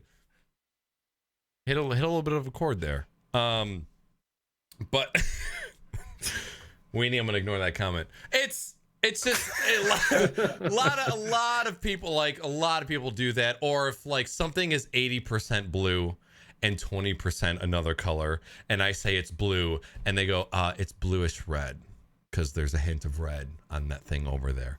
That's one of the things that just like, oh, you could have just ignored it. But maybe that's a flaw with me. I'm okay with admitting that. I'm full of flaws. I'm fucking flawful. Falafel? I'm flawful. I'm falafels. So that would be my second sort of pet peeve. Yeah. I know you got another salty. Come on, make it rain, buddy.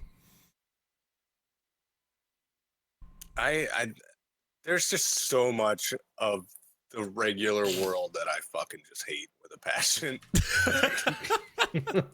I hate anything to do with any kind of news, media, period. I hate fucking trolls on the internet. It's just people going out of their way to make other people's lives shitty, just irritate the fuck out of me in any way. I don't give a shit if it's some asshole no-name guy on YouTube making a comment saying your video blows dicks. Mm-hmm. We all know he didn't watch the fucking video, but it's still like, I don't know. I could rain salt on everything. A lot of shit. Like I lived by myself for 5 years. I've been with the same girl it'll be 5 years this year. In June, July, one of them. And then, I got my own little fucking hole in the world, and it is just me. So, I don't know. I just don't like dealing with the general public. Everything y'all said, just rage-inducing. Yeah. And anything else, 42? I'm trying to think of something, but nothing that like gets up to that level of driving. For Yeah. me. Like there's like Salty said, there's a lot of things that just can't stand with this world, but Yeah. nothing that just gets me nothing that gets me going like good old driving people. If Fucking driving. if you think of something else, let me know. I mean, the other thing I can think of right now is the I guess like stereotype behind gaming. The amount of people that I've had to explain that yes, I am a gamer, that does not mean that I'm a fucking like I'd sit in my fucking house the entire day and like game and just don't have a social life. Like Yeah. I actually know how to live a life and be a gamer at the same time. Yep. God damn it. Waste all your time behind a game screen all the day? Like no, Fuck you. I actually go out and have friends all the time. Fuck you, Like people. when people at work ask me what I do in my free time, I'm like, I play video games. They're like, why? I'm like, because I don't have to leave my house and deal with anything else.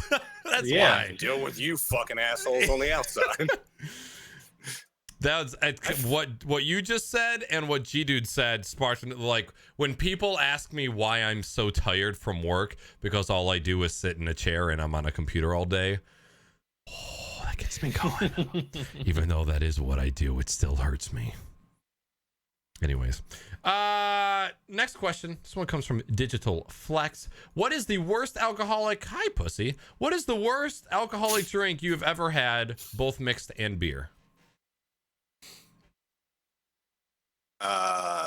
For me, Sambuca was the worst shit. I think it was called Sambuca. It tasted like black licorice, and I fucking hate black Oh licorice. God. Oh god. Yeah. No, thank you. I can't. There's nothing that I can think about off the top of my head that's like immediately like, ugh. But there was, I think it was like my 19th birthday party at this one bar that used to be by my old house that we used to go to all the time. And my friend decided it'd be a great idea to he told the bartender, give me 7 of the most disgusting shots you can think of. And then he made me take all 7 of them in a row. Like it was like boom, boom, boom, boom, boom. It's like a fucking zombie, where it's just like every kind of liquor you could think of. 7 they were like- shots in a row. I'm pretty sure I can find the video on Facebook still of me doing them. And it was like the first shot I took it, and you could see my face just go, whoa. And then there was some girl who was behind the person recording it, and she's like, don't taste them. And I was like, okay. So I just started doing them. I don't remember that night at all. Oh my God. I will say shots. I don't fucking like doing shots. I'll do them every now and then. There's some nights where I'm okay with them, but any shot, I just can't do straight alcohol. Give me a fucking Jolly Rancher shot, and I'll throw those back like it's my job. Because those taste like fucking holding your candy. nose does not work. No, No. it does not. No. This isn't fucking candy. It depends on the shot for me. I do better doing shots most of the time than I do mixed drinks. Really? I don't have Worst. to taste it. That's true. Worst drink I've ever had. I can tell you right now is probably tequila based. Because anytime I taste tequila, it's just like I can stomach whiskey, I can stomach vodka, I can even stomach scotch and gin, but tequila just does not taste good at all. It's no matter what kind of fucking tequila it is. I really can't like. There's no single I could change drink. your mind. I could change your mind. Really? Just like there's good beers and good whiskeys and good. I don't drink anything brown anymore. Okay. So dark tequilas, dark rums, whiskeys, they will fuck me up. They turn me into a gigantic asshole. Wait. Like I am. What are you before you start? I'm a pretty nice guy. But if you fill me full of whiskey, I'm probably going to try to fuck your mother and punch you in the mouth. Like, I'm just a dick. I would pay I've to gotten see in that. More fights drinking whiskey than anything else. Okay. I can drink tequila all fucking day. Yeah, I can't really think of I can't think of any one drink that was so unbelievably gross that I couldn't finish it. I know I've had drinks that I've liked that have been made poorly. I remember I had a vodka orange juice on stream like 2 weeks ago. The vodka was like, or the orange juice was like brown, and it tasted a little weird. But that's all I can really think of. Even like those creamy drinks. Like, do you guys have Baileys down there? Yeah. Oh yeah, I love Bailey's. I can't do Baileys in coffee in the morning. Really? Even just because it has that little bit of alcohol in it, just makes me sick. I love Like I me a can't good do Irish like coffee. do you know what a paralyzer is? No. Nope. That must be a Canadian thing then. But there's a drink you can get in Canada called a paralyzer. Okay. I think that's what it's called. But it's like creamy. Like it's like a even like it's not alcohol based, but like eggnog. I can't do eggnog. Nope. Me neither. I can't stand creamy anything. Santa's semen. Nasty. I think there's a movie called The House Guest where the dude orders a drink. It's Tabasco sauce and peach schnapps, I think. God. And I think it's called a fireball in the movie. But it's like, it's something that looks super, super gross. But it's like, I kind of am willing to try it just to see. But could be really bad. I'm trying to find the tequila I was going to recommend to you. It's an expensive tequila. It's normally about $55 a fifth. Okay. But it's called Jose Cuervo Platino Especial. It's a reserve.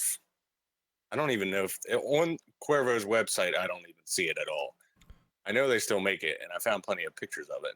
But that's a little bit more than my $11 fifth of pop off, but I can probably save up a little bit to get that. It's a much smoother tequila. Okay. I have had really good tequila. There's bad tequila, and I've also had tequila where I'm like, oh yeah, just give them to me. Yeah, it's a silver tequila, and it comes in a wooden box. It's normally on the shelf behind the register. Ooh, okay. So actually, I think they're hand bottled, so it's wax corked and fucking badass. All right. All right, next question. This one comes from Paul. We've probably got 10 more questions, so we're about the 2-hour mark, I think. So we'll kind of pick up the pace a little bit. This one comes from Paul. You are on a desert island with Guy Fieri. Describe how you escape from the island alive. The first thing you have to do is kill him. Agreed. I agree with that. Or he will eat you. Yep. Backwards. Okay, is Guy Fieri that cooking guy? Yeah, diners, drive-ins, and dives. He's got like the fucking spiky yellow tipped hair. He dips his head in sulfuric acid every day. Which actually is not that awful of a show. No. It's actually a pretty good show. But I will say it is very odd to watch that show a lot because every time he eats, there's porn music on. You'll never watch that show the same again. Every time he eats food, they always backtrack it with some kind of like 1970s porno music. It's fucking hilarious. Really? You need to watch it. Yeah, it'll be all slow motion. He's like trying to wrap his fucking mouth around some 8-pound burger or something. And it'll just be like, okay, Cat. Oh my God, please. I mean, do you have to leave the island if you can cook really good food? I don't know that he's a good cook. That's fair. You can eat food. He's never had a cooking show ever. I wonder He's how he always do. just a host of shit. I was actually having this argument like a month ago. Somebody said something about Guy Fieri, and I was like, yeah, he's a shitty chef. And they're like, oh, what do you mean? He's been on TV for like 10 years. I'm like, when have you seen him cook? Yeah.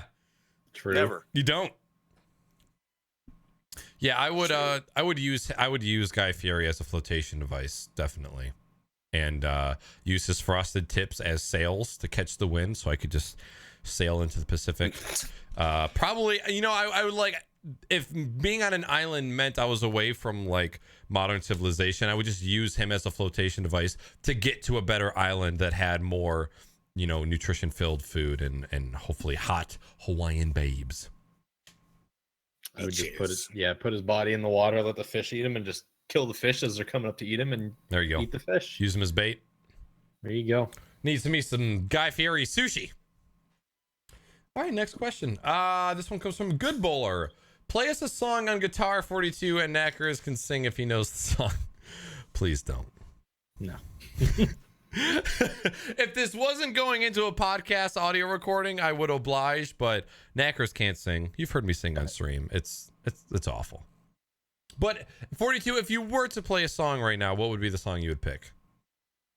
I've been trying to master Lake of Fire by Nirvana recently. Ooh. I love me Nirvana. Okay. So I've been trying to learn like as much of their songs as possible. Awesome. All right. That's who. Don't you support him, Weenie? Oh. One 10-minute video from Good Housekeeping magazine isn't going to convince me he's a fucking chef.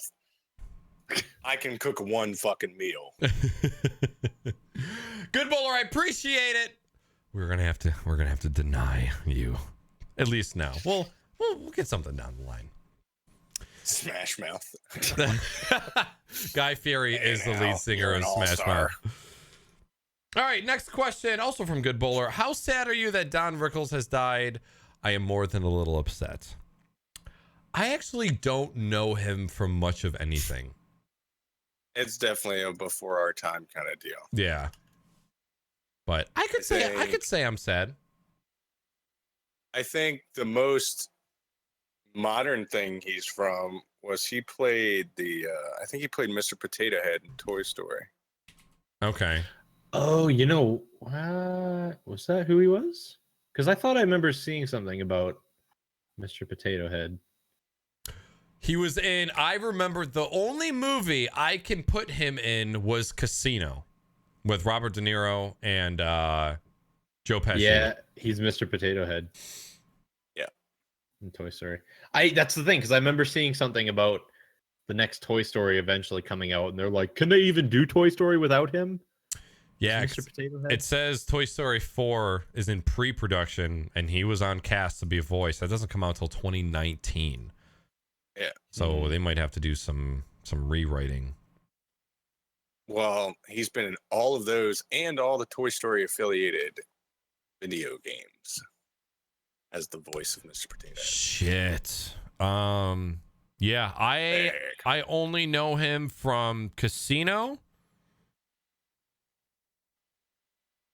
That's really it. I don't really know him from anything else. But he's been in a shit ton of shit, spanning from 1955 all the way to 2018.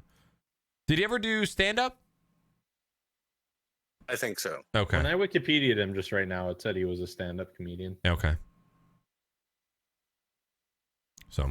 Yeah, I mean, most of the shit he was in was, as far as his heyday, I would say would be 20, 30 years ago minimum. But Alrighty. that's why I said the most recent fucking thing would be, well, and Tonster says something pretty good too, is they did Toy Story 3 without Jim Varney being there to do the Slinky Dog. Oh, okay. I still have not seen that one. I've seen 1 and 2, but I've not seen 3. I also feel like Jim Varney's voice is fairly easy to imitate for any voice actor, I would think. Alrighty. Next question. This one comes from Passed. Name a game, past or present, that you were hyped to get, but when you got it, was like, the fuck is this? Excluding No Man's Sky. Yeah, I was about to say immediately. That game for me, of recent note, would probably be Rainbow Six Siege. Okay. I just don't like that style of game. Okay. It's way too fucking team based for me. It's not something I can play on my own without getting fucked. And man, Weenie said Conan. It wasn't immediate for me. I've still got, I don't know, fucking 80 hours or something. 47 hours in Conan. So it obviously wasn't immediate for me. Yeah. I don't know. I tend to sit on games for so fucking long. Especially older games that I buy. I only install the ones I really want to play. Fucking The problem myself out to them. The problem with this question too is that I think there's some games that you can mention in this, and some people are going to get triggered. And I feel like my answer to this is going to be a little bit annoying to some people, but that game Rocksmith, where you plug your guitar into your computer and play it, Yeah. I fucking hated that game. Oh, I got really? I got myself so set up to play it. I was like, fuck yeah, I'm gonna learn it. I'm gonna hopefully get a little bit better on my guitar with it. I started it up. First I had problems, and I mean, granted, I did have problems with the cable the first time I started it up. But I didn't like the play style of it. I thought it was annoying trying to find songs to play. Maybe it was just my experience with it, but I fucking hated it. I was like, nope. I actually used the crap out of that for a while. I just liked it because I didn't have to fire up all the shit that's behind here.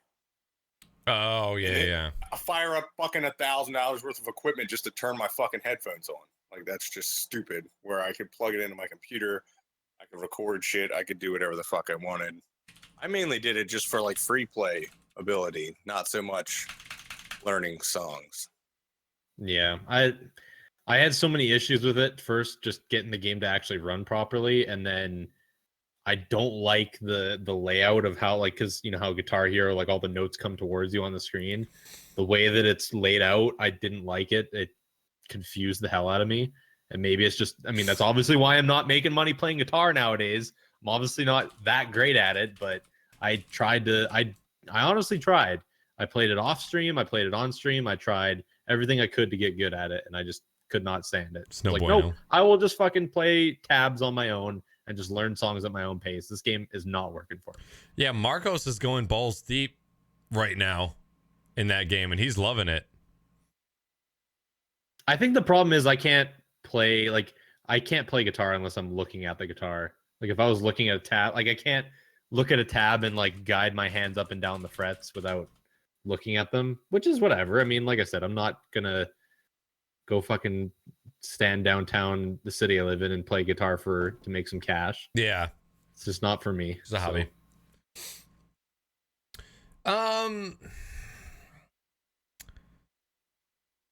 Other than No Man's Sky, there hasn't been a game that I've purchased that I've played and thought it was completely different than what I was expecting. Yeah, I don't know, because all of the games that I've purchased recently, I've all been pretty impressed. The only game, I guess, when you say the fuck is this, that could be a positive or a negative. I bought Saints Row 3 knowing it was a sort of ridiculous game. That game ended up being 10 times as ridiculous as I had thought, but in a very, very good way. So if you don't have Saints Row 4 yet. Yeah.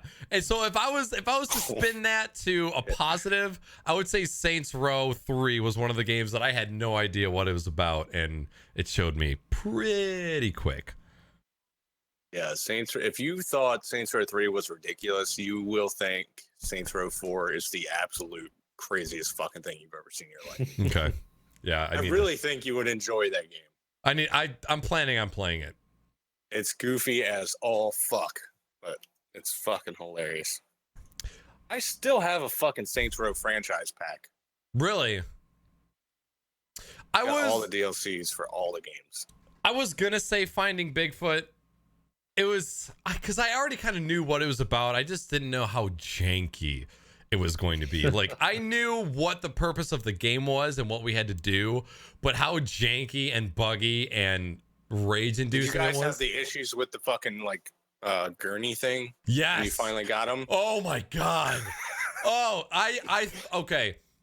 I've heard Weenie rage in games before. I was waiting to hear the doo-doo in Discord from her just signing off, because us trying to do something with Bigfoot when we got him was so infuriating. But yeah, I would loosely put Finding Bigfoot into that category. I've only watched one person play that game at all, and it was Slipgator, who's kind of like the most docile YouTuber on the planet. He'll get peeved off, but he never really shows it. Okay. He was going the fuck off at the end of that video. And we were lucky enough to catch him very close to camp. Like, very close. It still took us 20 minutes. He was like a fucking mile away. It took him like 4 hours to get him back to camp. And you can't not finish once you have him. It's like, I have to get this fucking animal back to this truck. Yeah, that was rough. All right, next question. What the shit, tits? What game do you want? Oh, this comes from Mr. Vansman. What game do you want to see come out for the Switch? I want to see Gang Beasts come out for the Switch. I want to see Gang Beasts get fixed first. That too. That would be really fun. I think Gang Beasts would be fun. I think any of the ones that the party games we normally play would be hilarious. Mm-hmm. I think finding some way to make Mount Your Friends into a fucking Switch game would be fucking hilarious. Imagine 4 fucking buttons. I don't see why you couldn't. What if you had to have, like, because of like Wii U style, if you had to have a fucking Wiimote attached to every limb and you had to do the movements, just swinging your dong around. That would be awesome. I'm trying to think of a game now. I was thinking today that it would be fucking hilarious if they figured out a way to put Age of Empires 2 on it as a phone game. Ooh. Interesting. Okay. I just don't see myself buying a Switch. I do. I don't have people over at my house, so it's like I have to play the new Zelda game. I have to. And Mario, Mario Kart was officially announced for the Switch as well. So that I need another Mario Party. That's what I was gonna say. Is like I know it's probably already been talked about, but I really would love to have another Mario Party game. Same. All right. Next question. How is your outlook on pub versus H1Z1? We talked a lot about this on the last podcast. We had a pretty large pub segment, so I'll keep my answer short. I think they're two different games. I still enjoy playing both. I have moods for playing one or the other. I think the promise behind pub is way more concrete than the promise behind H1. The amount of work, changes, and updates that they have put into pub between the 2 closed betas and the game where it is now is farther than H1 has ever gotten ever. So I think in that aspect, as a whole, if I had to choose which was a better game, as a whole, I would say that pub is better. But I still enjoy playing both. I think they're both fun. I think they both have their time and place. But if I was to put my money behind a company, I would put it behind the people that are developing pub, just because they've put their money where their mouth is already. They just like, oh, hey, these are all the issues. Let's their blog posts that they release for pub show that the development company understands the mechanics behind the game that they are developing. So like, hey, these are the issues that are current. This is what we plan to do to fix them, and this is why it's broken, and this is why the fix that we are going to implement is going to fix the issue. H1 just like, oh, that's broken. Here's some cool, shiny new things to make you not think about that old shitty thing. Just like they just completely ignore everything that's wrong with the game. Update to nerf your fucking shotgun again. And we're gonna fix this. It's like, instead of taking what's broken and fixing it, they just announce something new and in turn break something else. So it's like 1 step forward, 2 step backwards almost every time. I mean, like you were saying earlier, it's really annoying that there isn't like a battle royale game like Battlegrounds or H1Z1 King of the Kill that's good, because there should be eventually. Like, eventually someone's got to make one, whether it be PlayerUnknown or someone else, that runs well, can play the way that people want it to play, and is, works good for esports, etc. I don't think it's fair to say that they're different games, because the guy who made both games is the guy who made both games. If it wasn't for PlayerUnknown, there wouldn't be H1Z1 King of the Kill. So yes, you are allowed to compare the two games between each other. me personally, I like PlayerUnknown's Battlegrounds better because I like the tactical feel of it. I don't like the fact that someone can come fucking running into a building, pitter patter, and just jump around the corner and shotgun me. You can do that in PlayerUnknown Battlegrounds, but you run the risk of being heard, and people tend to camp a little bit more in PlayerUnknown's Battlegrounds and so on and so forth. So I don't know. I personally like PlayerUnknown Battlegrounds better, just for the slower pace of it, the more tactical pace, the fact that you can even just throw a scope onto your gun, and the fact that if you can find a silencer for your assault rifle makes it a lot better. People are gonna throw their arms up and be like, well, I didn't find a silencer, and that guy found a silencer, and the guy to my left found a silencer, so I get shafted and I lose the game, and blah blah blah blah blah. But yeah, I don't know. I think in the end, if they don't start picking up a lot of the things that PlayerUnknown's Battlegrounds are doing in H1Z1, H1Z1 is just going to fall apart, and they're not going to have nearly the player base that they had before. I 100% agree pretty much with what MrFortyTwo said. I don't have as big of an opinion on pugs just because I don't own it. I played in the last set of betas, the weekend betas. I played a few matches, wasn't a whole lot. And after I was done with that, I just haven't really been on my computer enough to warrant me buying a new game at this point. I had just bought Wildlands as well. So it was like, I didn't want to fucking buy a $60 game and not play it because I'm playing Battlegrounds. But to me, they are two very different games. But at the end of the day, it's more about what's behind the game for me. They're both fucking alphas. They're both in development. Yep. It's just one of them got fucking fancy, wanted all the fucking money, so they went CSGO Lotto on our ass and just stopped fucking working on the game whatsoever. And it's like every time something really fucked up happens, they just throw new crate or throw fucking, here's an invitational, here's a blah, blah, blah. Who gives a fuck? Fix your goddamn game.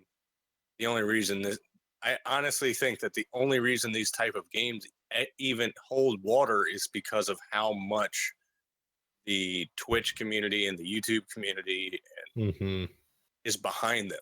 I think H1Z1 wouldn't have been shit if there wasn't people like Dr. Disrespect getting 12,000 views a fucking night playing it. Yep. Yeah. Period. I never would have fucking bought that game if it wasn't for Dr. D. Yep. Even with the people that I knew that played it, it's not my style of game. Yeah. Historically, and it's the same thing with Battlegrounds. I think the game's beautiful. I think it runs a lot better, obviously, than it did at launch. And I don't know. It's PlayerUnknown. I have all the faith in the world that he is out there to build the best battle royale game. Period. He's a gamer. He doesn't give a fuck about the money. Yep. He could have just worked for fucking Arma, for Bohemia making mods. He could have worked for any of these fucking clown ass dev companies making mods. They made 11 million in their first week. He could have just took it and said, well, have fun. See ya. Yeah. So, and oh my God, the talks of private servers and custom games for pub, like being able to host our own pub server with custom weapons, map, vehicles. Oh God, just on me. Just give it to me. Can't wait. Yeah. All right. Next question. Pineapple on pizza or nah? Yep. Guys, just for anybody that's new to the channel. For anybody that's I'm gonna put this nicely. For anybody that's new to the channel, we have had multiple polls regarding pineapple on pizza. Pineapple on pizza has always won. And also, Harvest Cheddar has also won over Garden Salsa as far as best sun chips out there. So if you we're always gonna have the same issue. It's a biased fucking panel. First off, It is. We're very biased. Just remember I don't that. give a fuck about your shitty sun chips because. But when it comes to ultimately fruit the on best. pizza, Robot was just talking the other night how he had a pizza that had mango on it. Ooh. That sounds good as shit. I got a chubby. As long thinking as about that because it was as long as it's warm mango, I think I could do it. yeah. See, but Hawaiian pizza is one of my favorite cold pizzas to eat because like when you bite too. into a pineapple, it's like you get those little cold squirts. See, I like that with tomato. I like the other night I had a pizza that had like full fresh sliced tomato on the top. Mm-hmm. That's fucking. I will take that over pineapple easily. A nice cold slice of tomato right on top of a hot pizza. Yeah. So good. And most of the time I just pick the tomato off, eat the tomato first, and then I eat the pizza, and it's delicious. So yeah, pineapple. Like one of my favorite images on the internet is like the caption is like "fight for what you believe in." And it's a guy with a picket sign that says "pineapple belongs on pizza." Yeah. That's my life. It's my life. If you haven't had it, try it. Okay, it's like 50% bread, 30% tomato sauce, and then like a bunch of meat, and then just a couple little pineapples, and it's just a little bit. Just try it for me, baby. Just a little. Just a tip, just a tip of a pineapple, and it's good. So you should try it if you haven't. All right, next question, second to last question. Why is it men's responsibility always to be the one who put the toilet seat down? Why can't women lift the seat up when they are done? What if you just like the toilet seat completely off? Hashtag bring your own toilet seat. I'm going to tell you my secret to this question. Okay. Always put the seat and the lid down. Always. I mean, that bitch has to do some work too. Okay. So I'm pretty much on the same page as Salty.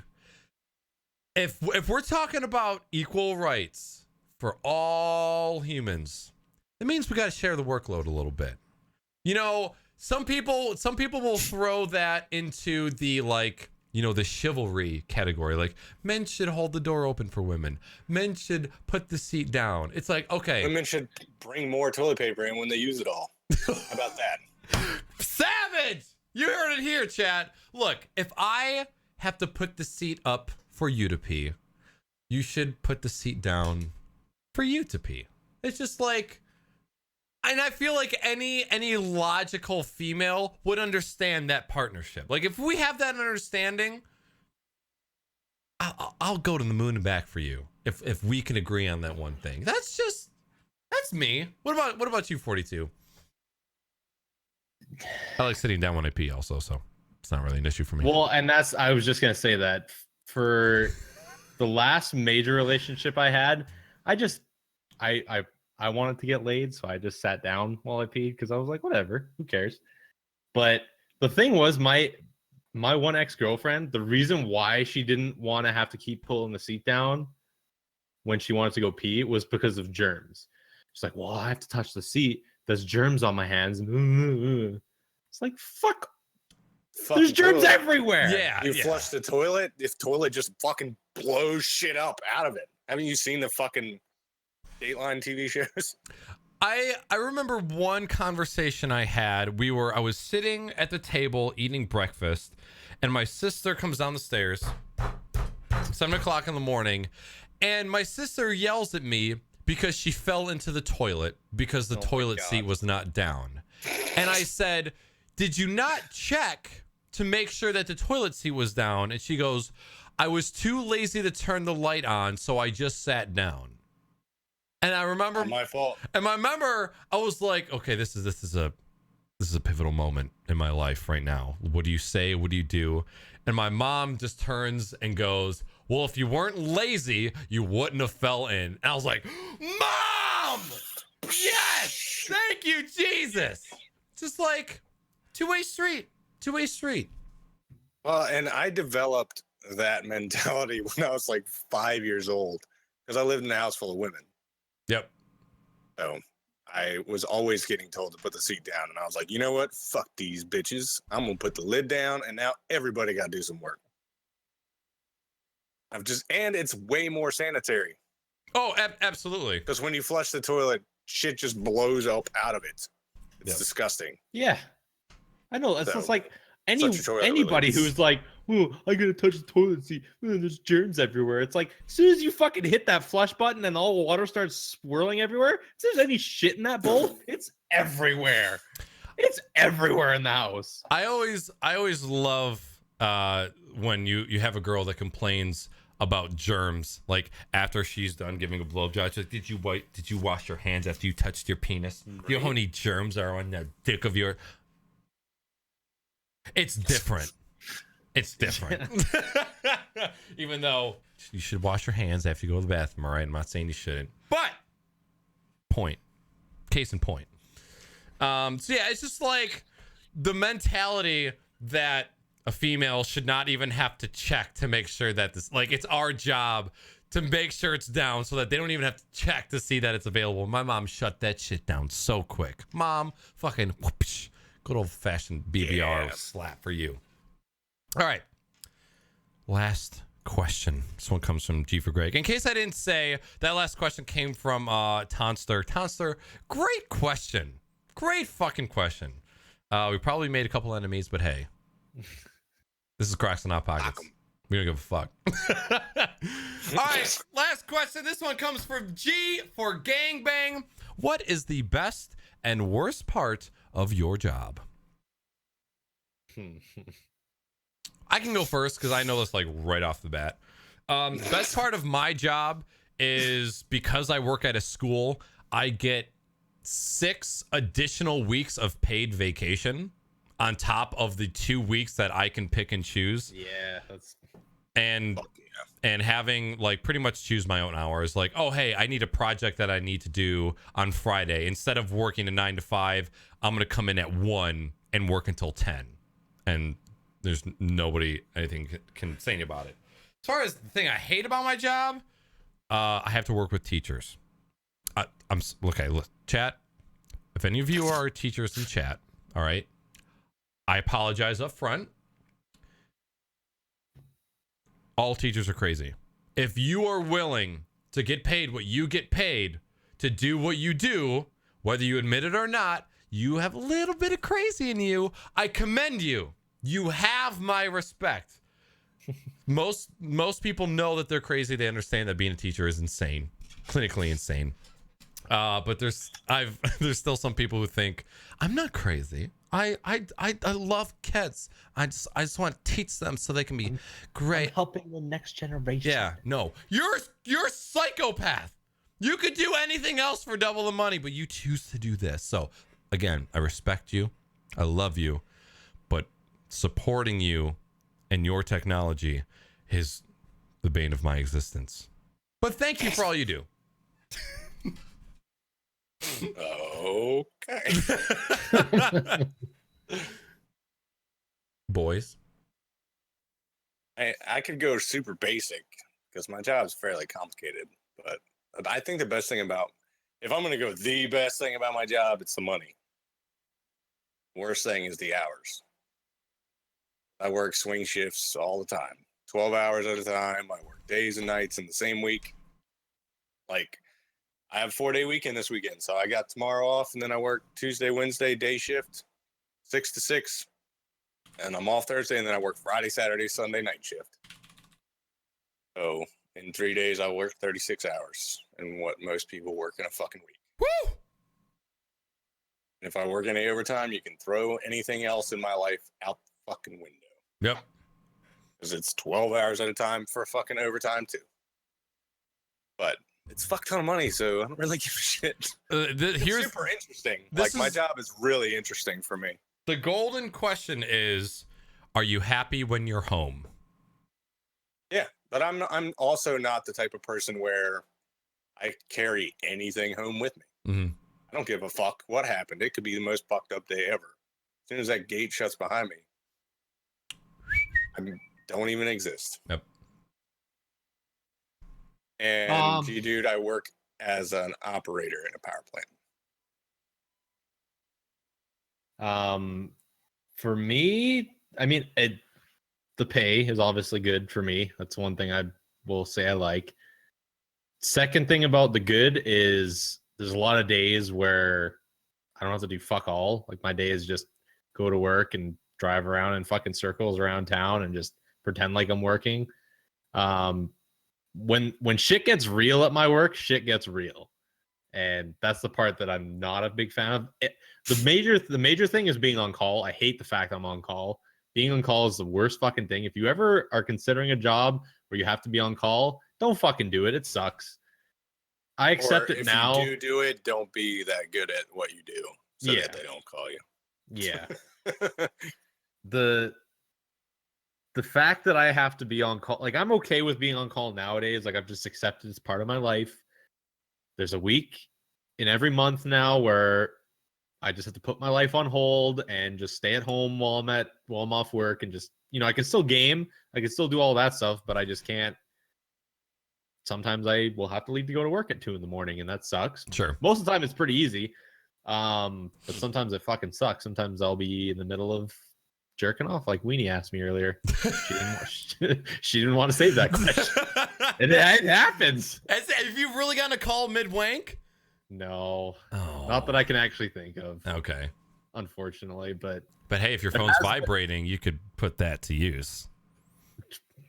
True. Vibrating balls. But there definitely has been times where and trying to explain to someone, like the last girl I was with, I was trying to explain to her, like, okay, I'm on call, can't drink, can't do this. And she's like, okay, we can have one drink. It's like, no, I can't. I'm on call. Yeah.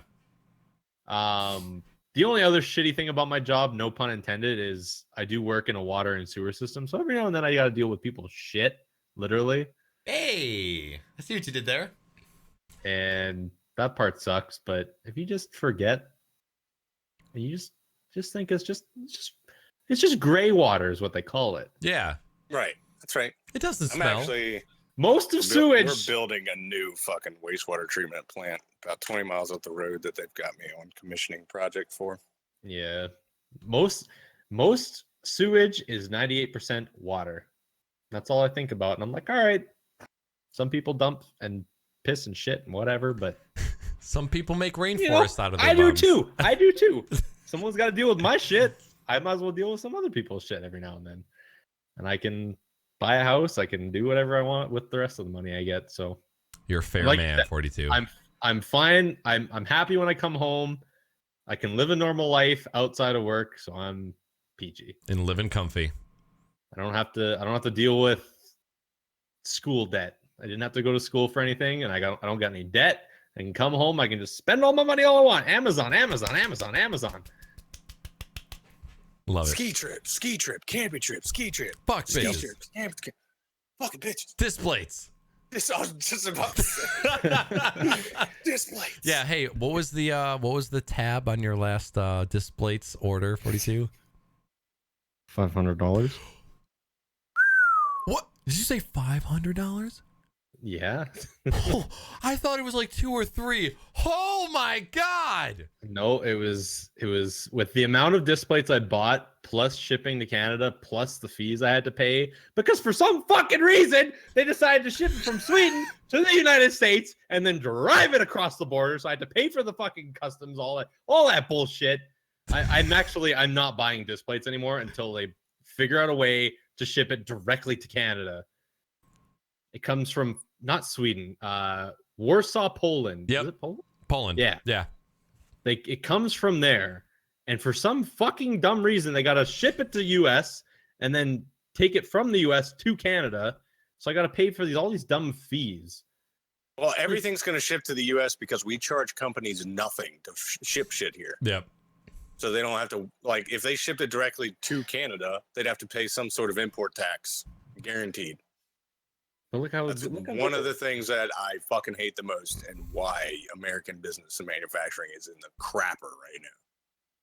I do love them, though. I do love my displays. They look absolutely gorgeous. And just in case there is somebody in chat who doesn't know what a displate is, just go to displate.com. Yeah, watch 42. He's gonna fucking come on your face. This is one that I haven't hung up yet. Okay. It is a Rocket League. A Rocket.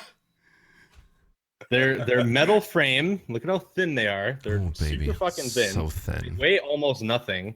You can like bend them as much as you want, and they're just metal frames. They're just art put on metal frames, and you just stick a magnet onto the wall, and you just go boop, and your art is hung up. You don't need to level it. You don't need to put any holes in the walls. You just throw them up there. Yep. Very awesome shit. So Google Display, there is a myriad of designs and styles and artists. That's the worst part about it, is that there's so much good stuff on there. There's a lot of shit. Nope. All right. The only other question that I have to ask is, chat, for you. If you're all about pineapple on pizza, put a 1 in chat. If you do not want pineapple on pizza, put a 2 in chat. Because usually at this point of the show, after we do the Q&A, you all right there, 42? Fucking... It's the coaster. It scares me every time. I always just pick my bottle up and all of a sudden it just falls into my lap. Usually at this point we ask the chat a question, so that will be my question to chat. 1, if you like pineapple on your pizza. 2, if you ain't about that life. I just wanna get an idea for how you guys fly. And while those are coming in, we will unfortunately be closing out tonight's show. That is the end for us tonight. So what we're going to do, one more time, we're going to go around the room. Chat, normally Crocs and Hot Pockets is a 5-man show. We usually have Bad Robot and Speed Demon on as well. There's usually 5 of us. Crocs and Hot Pockets is a bi-weekly talk show that we do on Sundays at 9 p.m. Eastern Standard Time. So the next episode will not be for another 2 weeks. But if you guys are here and you're new and you like what you see, we'll be back in 2 weeks. So we'll go around the room. Guys, go ahead and announce your social media. If you guys have any streaming events or anything exciting that's coming up, feel free to announce it. So SaltySam, What the fuck up? My name is SaltySam. You can find me on Twitch and Twitter at the SaltySam. Also on GSN Gaming, Discord, and forums, and thesaltysam.com. I am MrFortyTwo on Snapchat and Twitch, and MrFortyTwo TV on Twitter. you guys streaming anything soon? I'm not gonna promise shit. I'm in the same boat there, but I'm hopefully gonna be streaming soon. Dope. Soon. All right. My name is Naaackers. You guys can find me on this very channel. This next week I'm actually taking off from streaming because I streamed March Madness. I'm gonna take a week. I'm gonna work on my setup. I'm gonna just take some time to relax. So you will not see me back on this channel until next, I'm gonna say Tuesday will probably be the next time that I'm streaming. I'm gonna be picking up one of the Metro games and playing that. You'll also see some spontaneous Battlegrounds and H1Z1 streams throughout next week. So be on the lookout. My normal streaming schedule is Tuesday, Thursday, and Saturday. During the week, it's 8 p.m. Eastern, and on Saturdays, it is noon Eastern. And then, of course, the Crocs and Hot Pockets podcast is bi-weekly, Sundays, 9 p.m. Eastern Standard Time. And yeah, that's it. If you guys want to follow me on Snapchat, Instagram, or Twitter, I'm there, Naaackers with 3 A's. And that is going to do it for us tonight. Chat, you guys were on fucking fire tonight. Thank you so much for being here, supporting the show. It was an absolute blast of a podcast. We appreciate the support. Thank you for all the dope ass questions we had. I always love the questions that you guys come up with at the end of the podcast. I open up the question sheet knowing that there's going to be some dope ass shit, and every time we have a show there is. So keep those awesome questions coming. You guys are the best. Thank you for stopping by. Thank you for hanging out. We will see you next time for episode 23 of the Crocs and Hot Pockets podcast. And again, we hope you guys have an absolute wonderful week, and we'll see you around the internet. All right, everybody say bye. Bye. Bye. Bye. See you later. Gang beast.